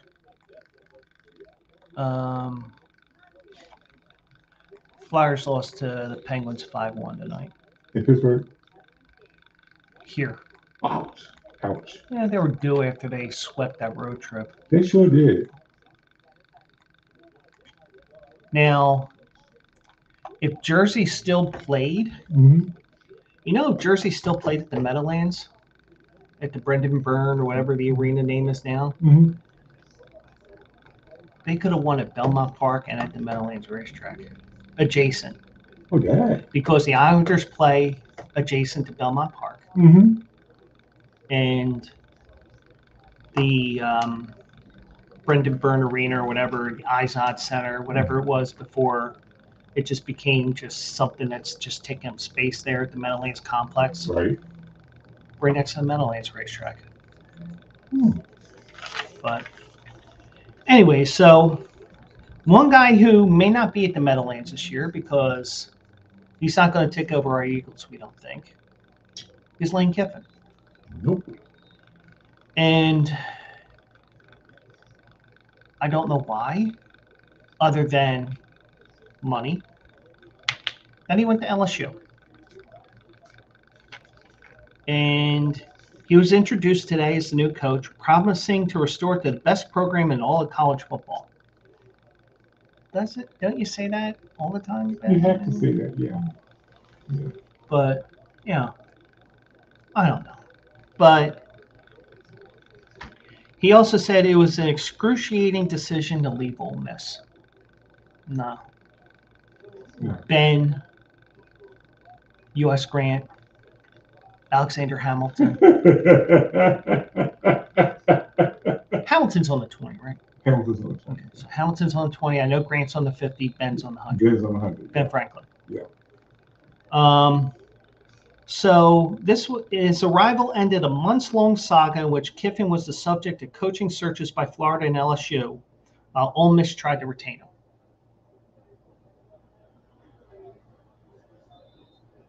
But wait, there's more. He wanted to coach for Ole Miss while he was the coach in waiting at LSU. Yes, he did. The fuck is wrong with him? Exactly. Now, mind you, everybody said this, and I think even John Calipari was mentioned. And it was more about the transfer portal than it was anything else. But John Calipari, he may be a total dick, but he still has valid points. And if he really wanted to, he could be a sports talk radio host if he really wanted to. He really could. But the whole schedule's all screwed up. I mean, it's not fair that the coaches. It's not fair that the coaches get to move to a new school when the regular season is over. When these players, these student athletes, that's the correct terminology, even though we've gotten away from it with NIL. Right. Even though they can now say, hey, Ole Miss, good luck in that game because I'm going into the portal. I'm going to LSU now. Yeah. So,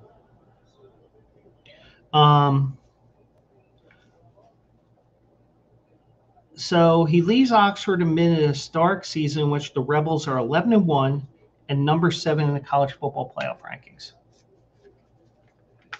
And you heard the hypocritical comment of the year, didn't you? Mm-hmm. Bill Belichick was in favor of him going to LSU. The same Bill Belichick that fired Kiffin the night before the national championship. No. That wasn't Bill Belichick. I'm sorry, Nick Saban. Yeah. He's the one, yeah. The night before the championship because he said he was distracted. Because he was going to FAU, I think. I think that's what it was. Oh, by the way, but anyways. But it proved that Kiffin gets distracted. Mm-hmm. But for him to say, well, I still want to coach the team, even though I'm with another team, dude, there's a door. Mm-hmm. Use it. Yeah, we'll get into the times when he was told to get out. Yeah. Now, if I had a sound drop that was generic or a movie one, I would have a get out drop. Right. But the only one I know of is Harry Mays when he was with Tony Bruno, and Tony got the recording of Harry Mays saying, "Get out, get out." So the thing is, what I want from my sound drops are more organic or movie or TV related. Like, for example, That's what she said. I don't want anything that's related to somebody else's show. Gotcha. So, like, for example,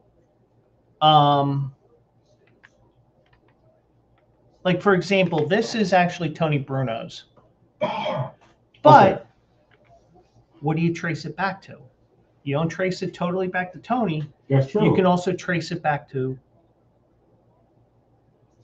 what movie? Oh, shoot. Braveheart. Hoosiers. Yes, sir. Yeah. Far. Yeah. How many passes? And, whenever we fuck up, even though Tony uses this a lot, everybody uses this drop. That's true. Even Preston Steve uses it once in a while. Yeah, that's a generic one. Yeah. And, I have these two Back to the Future ones. I have this. What are you looking at, butthead? Well, that's what you're saying to Lane Kiffin. Exactly. And also you have... He's an asshole. I can't help it. But Kiffin said, the last 4 hours in a lot of ways sucked. I think he understood the passionate, furious Ole Miss fans who were at the airport as he departed. Well, yeah, because they had dreams of a national championship. Yeah. Even though they're probably going to lose to whoever finishes number 2 between Indiana and Ohio State. Yeah. Unless Indiana gets totally blown the fuck out and they end up dropping to 3 or 4. But anyways. He said he informed Ole Miss administrator Saturday night he was taking the LSU job and continued the conversation through Sunday, trying to figure out how he could continue to coach the Rebels in what he called the most historic sporting event in the history of the state of Mississippi, a home playoff game. Dude, if you consider that, then why are you leaving? Why don't you stay there till the end? Although and all the transfer portal and the signing, all the other political stuff. Because now, because he left, the entire team that they really want to, they can go into the transfer portal. Yeah, they can. Because the coach left. Yeah. So eventually, the athletic director, Keith Carter, said, not Clarence Carter, Keith Carter. He decided that Kiffin would not coach the Rebels, a decision Kiffin said he respected. And rightfully so, because, even though you're wearing the Ole Miss colors, you're actually representing LSU at this point. That's true. So, but, I think the current Alabama coach, DeBoer, he didn't even announce the Alabama job until after the season was over, after he lost in the championship game, I believe. But then again, that was a 14 playoff, I think. Yeah. So, but even so, but the whole calendar makes it even worse. Because this playoff goes until like the 20-something. It's a whole, it's like the college football is like one big pile of goo. It's all Mhm. it's all messed up. So LSU athletic director Verge Osbury called Kiffin a big enough personality to operate in a state of big personalities. He also said there's no rule in college football where LSU had no issues with Kiffin continuing to coach Ole Miss, but Osbury said there's no rule in college football like in the NFL that prohibits schools from contacting coaches until the season's over. Maybe that needs to change. Now, like for example, James Franklin. Mm-hmm. He got fired at Penn State. Yep. In his case, because he's already fired and doesn't have a job to go back to, he can get hired by Virginia Tech early. Yeah. Whereas if you had this rule where you can't talk to these coaches until after their seasons are over, no, you can't go after Lane Kiffin. No. But college football needs a governing body. They need someone to oversee it, which they don't have that. You offering? I thought you were. Hell no. I can barely govern myself anymore. That's what she said. Anyway, so That's what she said. So Osbury said that's not our fault. It was a hand we were dealt, and we had to deal with it. I had to protect LSU's interests. I have great friends at all these other institutions in the SEC, but this is about doing what's right for LSU. Yeah, fair. It is. So Lane Kiffin departed Oxford immediately for Baton Rouge. He arrived, drove by Tiger Stadium, a place he coached many times, with the lights on, saying he felt the power of the place. But also, with the fans booing, the redneck reporter with the beard on ESPN. Oh yeah. I know who you're talking about. Yeah. He got the last interview in Mississippi with him, with Lane Kiffin. Yeah, I saw that. And Kiffin said, I was impressed. He got around all those people to get to me before I got on his plane. $25 says he'll be leaving LSU in 3 years. I would take you up on the offer, but I agree with you. I mean, this is like Dan Patrick show when they had their pie to the face bets. Mm-hmm. It's like, oh yeah, I think that I think the Giants are going to go 2-15, and you would say, I'm not taking that. I believe the same thing. But so he called Ed Orgeron, who was fired from LSU, just like Brian Kelly was. And by the way, Brian Kelly does get his money. Oh, he does? They did fire him without cause. Okay. But LSU kind of fucked around with him a little bit. They said, well, you got to apply. You got to go for another job here. But the thing is, they held him in limbo for another week because he wanted to make sure he's getting paid before he goes to this. Goes and apply. So LSU messed with him. Because James Franklin had the same type of clause in his contract where at least you got to show that you applied to these jobs. Right. As long as you apply, you'll get your severance pay.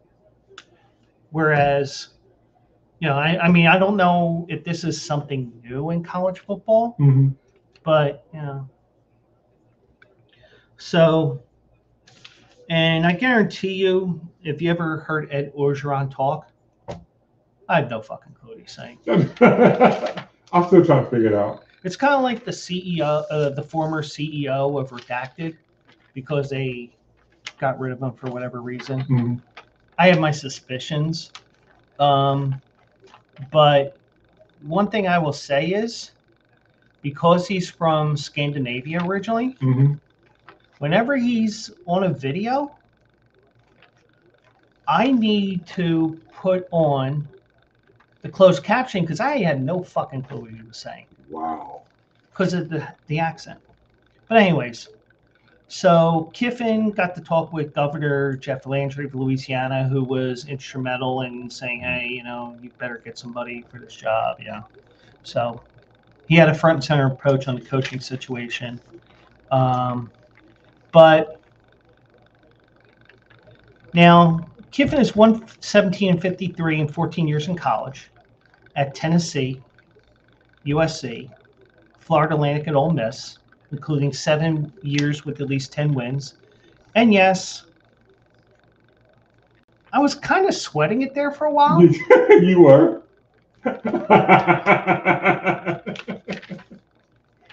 So, yay me. Yeah. So, but we all know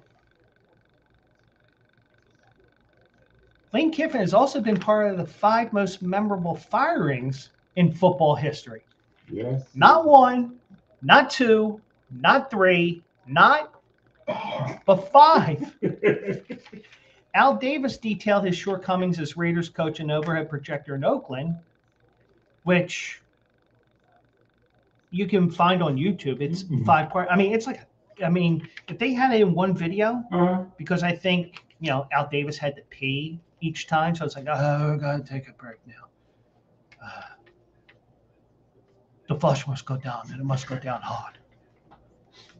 He also left Tennessee for the USC job after 1 year. Yep. He then was fired on the tarmac at USC. They told him, find your own way back to campus and pick up your shit because you're fired. And the one that you talked about, Nick Saban dismissing him a week before the national championship game in Alabama.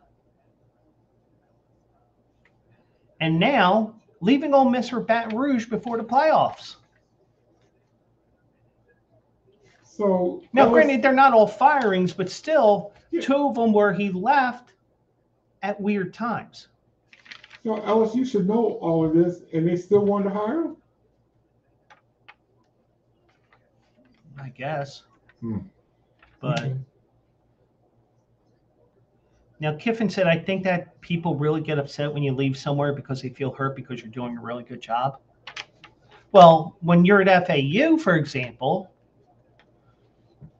you do a good job, you're going to get into the Power 4 schools. Right. Whereas, like, for example, the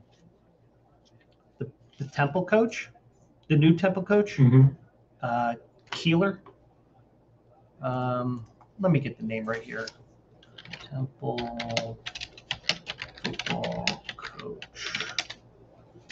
Casey Keeler. Okay. He was originally with Delaware, then went down to St. Houston State, and then came up here. Right. I saw an article in the Inquirer today. Now, granted, Temple, you either get fired because you suck, because you can't recruit, because you're offering kids a bulletproof vest and an island on North Broad Street. Maybe even a free pass to get onto the subway at Cecil B. Moore Station. I don't know. But Casey Keeler has his roots in Philadelphia area. Okay. He's Bucks County or Lehigh County. I think Macungie, I saw. So he's got his roots here. His family is here. Right. And I think he's of the age now where he doesn't give a shit about the money. He doesn't give about this. I want to be here because this is home. Okay. So at least that's me. But going back to this. So Kiffin also said they ain't going to the airport and driving from all over to say those things and yell those things and try to run you off the team if you were doing bad. He hasn't been to Philadelphia. Look what we did to Kevin Patullo's house. Yeah. And just to let Pork Chop know, I was not there. And if someone ID'd me there, I hit Nick Castellanos' house because he lives in Morristown, New Jersey. I'll send you a video, Pork Chop. Okay. So he gets a 7-year deal. He's going to get $13 million a year. including a provision that affords him the same college football playoff bonus structure from LSU that he would have received at Ole Miss, including $150,000 for participating in the first round, $250,000 for a quarterfinal appearance, and another $1 million if he wins the national championship. All this for a guy who has 5 memorable firings or resignations, or just whatever. So he has done his share of, and he hasn't won anything. Nope. So this isn't like you're going to whomever and saying, hey, you won a national championship with, I mean, I'm not, all right, Jim Harbaugh, only because he won a championship in Michigan. Right. Even though he's actually got a show cause penalty where he can't coach in college for like 10 years, even though by the time he does that, he's going to be having a nurse wiping his ass. He ain't like 60 something. Something like that. So, so let's say Harbaugh didn't have that show cause penalty. Hey, Jim, you won a national championship. You want to come here? Where, you'd be like, hey, he won a national championship in Michigan, but even though some will argue he did it in a dirty way with Connor Stallions and all that, but he hasn't won anything. No, he hasn't. You got one playoff bid. You got one playoff berth, which he's not going to be a part of. Now, whoever they play in that first round, I guarantee you he's going to be, I guarantee you Ole Miss is going to be a dog, depending on who they play. Yeah.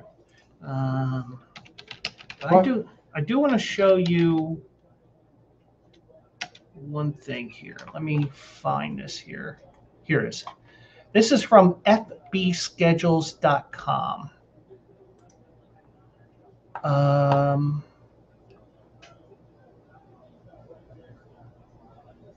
Let me find this here because I want to show you something.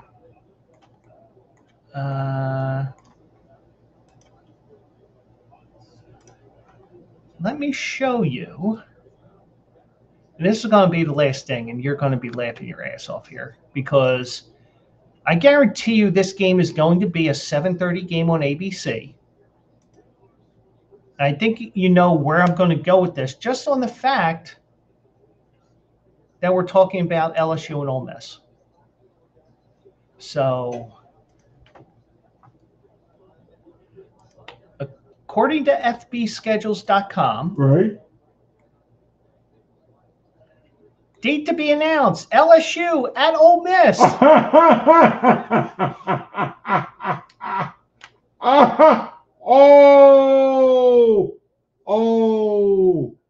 Whoa. Yeah. Get the popcorn ready. You got that right. Wow. Mm-hmm. Yeah, to be announced. Okay. Now, the only games that are announced right now is that September 5th game because they're opening up the season, I think. Well, that's probably the second game of the year against Clemson. And then they played McNeese on October 3rd. That's one of those games where you pay the school a couple $1 million to show up and get their ass kicked, unless they don't get the memo and actually beat you. Right. But so yeah, that yeah, we gotta get the popcorn ready for that one. Yeah, so I guarantee you right now, I don't know when this will fall into the schedule. Yeah. But I guarantee you that this is going to be it's going to be a primetime ABC game next year. Yes, it is. Guaranteed. So. Oh, and I did notice that there's one other thing here that I did want to mention. It's going back to AJ Stable. He does have that horse in California, who's in California right now, Steal the Moment. And it's STEEL, The Moment. He had his first workout at Los Alamitos on Saturday. 2 furlongs in 24 and 4. and you would see on there that it's handily, which in California, the way that they do the workouts, it's opposite of what they do in the rest of the country.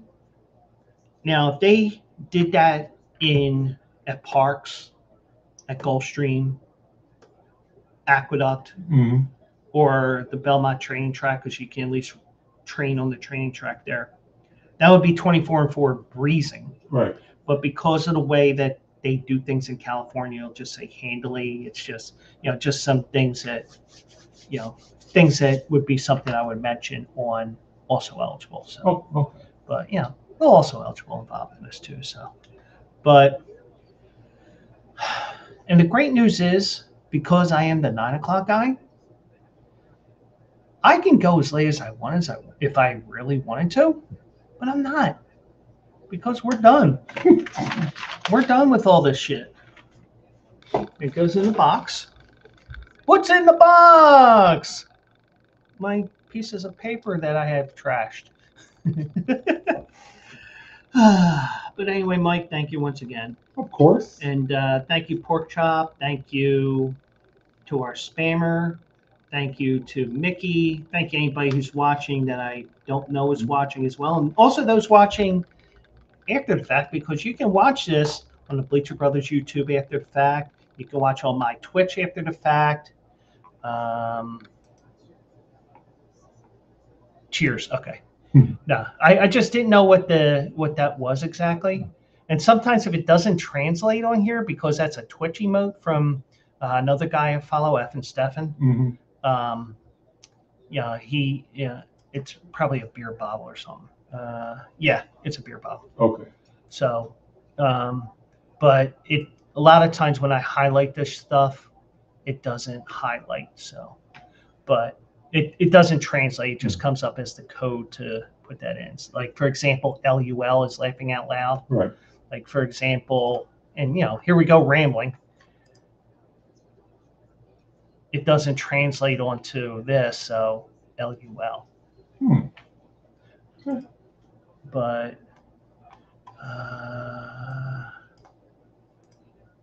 regular emoticons, like if you were watching on your phone and you did the crying smiley face thing, that would probably show up on here. But the Twitch specific ones, no.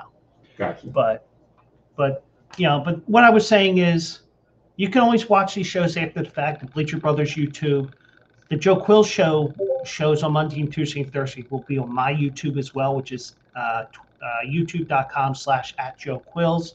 Bleacher Brothers is bleacherbrothers.com. Not youtube.com/@BleacherBrothers, I think. You can tell how much Bleacher Brothers Official. There we go. See, they have different things for everything. And, here's the thing. I pay more attention to Abdul Carter and I don't remember it. At least I wasn't caught watching porn. That's true. Allegedly. But I need to stop. But anyways, I'll be live again tomorrow, beginning at 9 o'clock. And what did I say? 5 o'clock? 9 o'clock. 9 o'clock. Did I say 5 there? No, you said 9. I did say 9? Okay. So I'll be at 9 o'clock tomorrow night and Thursday night. Also eligible, which is on the Bleacher Brothers channels. That is at 10 a.m. Eastern, 7 a.m. Pacific. Right. Looks like we are going to be covering Aqueduct, and we'll get through all that. And, and also subscribe to my channel, twitch.tv/JoeQuills. I do have 7 subscribers right now. We just need to I have 3 of the 4 prongs to get to affiliate. I have the followers, I have the shows, I have the time in a 30-day period. I just need people to watch. And when you subscribe or follow, make sure you have those notifications on, because you could be sitting there, you could be on the toilet, You know, you're playing your Yahtzee, you're playing your Words with Friends, and then you see Joe Quills is live with the alert number, with the alert that I had tonight, which I haven't changed because it's still football season. Took Joe Theismann's advice and used Super Beta Prostate to improve my stream. Yes, it's still football season. We're definitely going to keep using that. Yes. So, might leave that on. Yeah. Anyway, actually, I might have to change that if I end up doing out of the park baseball because I have the name. I have the name for the series. Okay. I'm not afraid of mentioning it. Right. Gaming on my own. Cool. I think what I'm going to do is I'm going to start at the end of the 2025 season and start with the start of the off season, see what I can do. Oh, okay. But just to let you know, the game itself, yeah. Kyle Schwarber wants $55 million a year. Oh, dang. No. Oh, okay. We might have our first free agent. Okay. No, because you start off right at the beginning. You do? That's how I'm setting it up for gaming on my own. Okay. But anyway, so that's it for now. Mike, thanks again. Pork Chop, Mickey, anybody else who's watching that was just consuming and not participating. Otherwise, you still participated. But, kind of like the way I participate in school. It's like, yeah. Oh, you're not paying attention. Yes, I am. I just learned differently from than what you think. There you go. But anyways, thank you so much, everybody. We'll be back. I'll be back tomorrow. Mike will be back next Monday. Yeah. Unless I lock the doors and make sure he doesn't get in. Let me in, Joe. Hopefully, that secret entryway will be locked for the night. Anyway.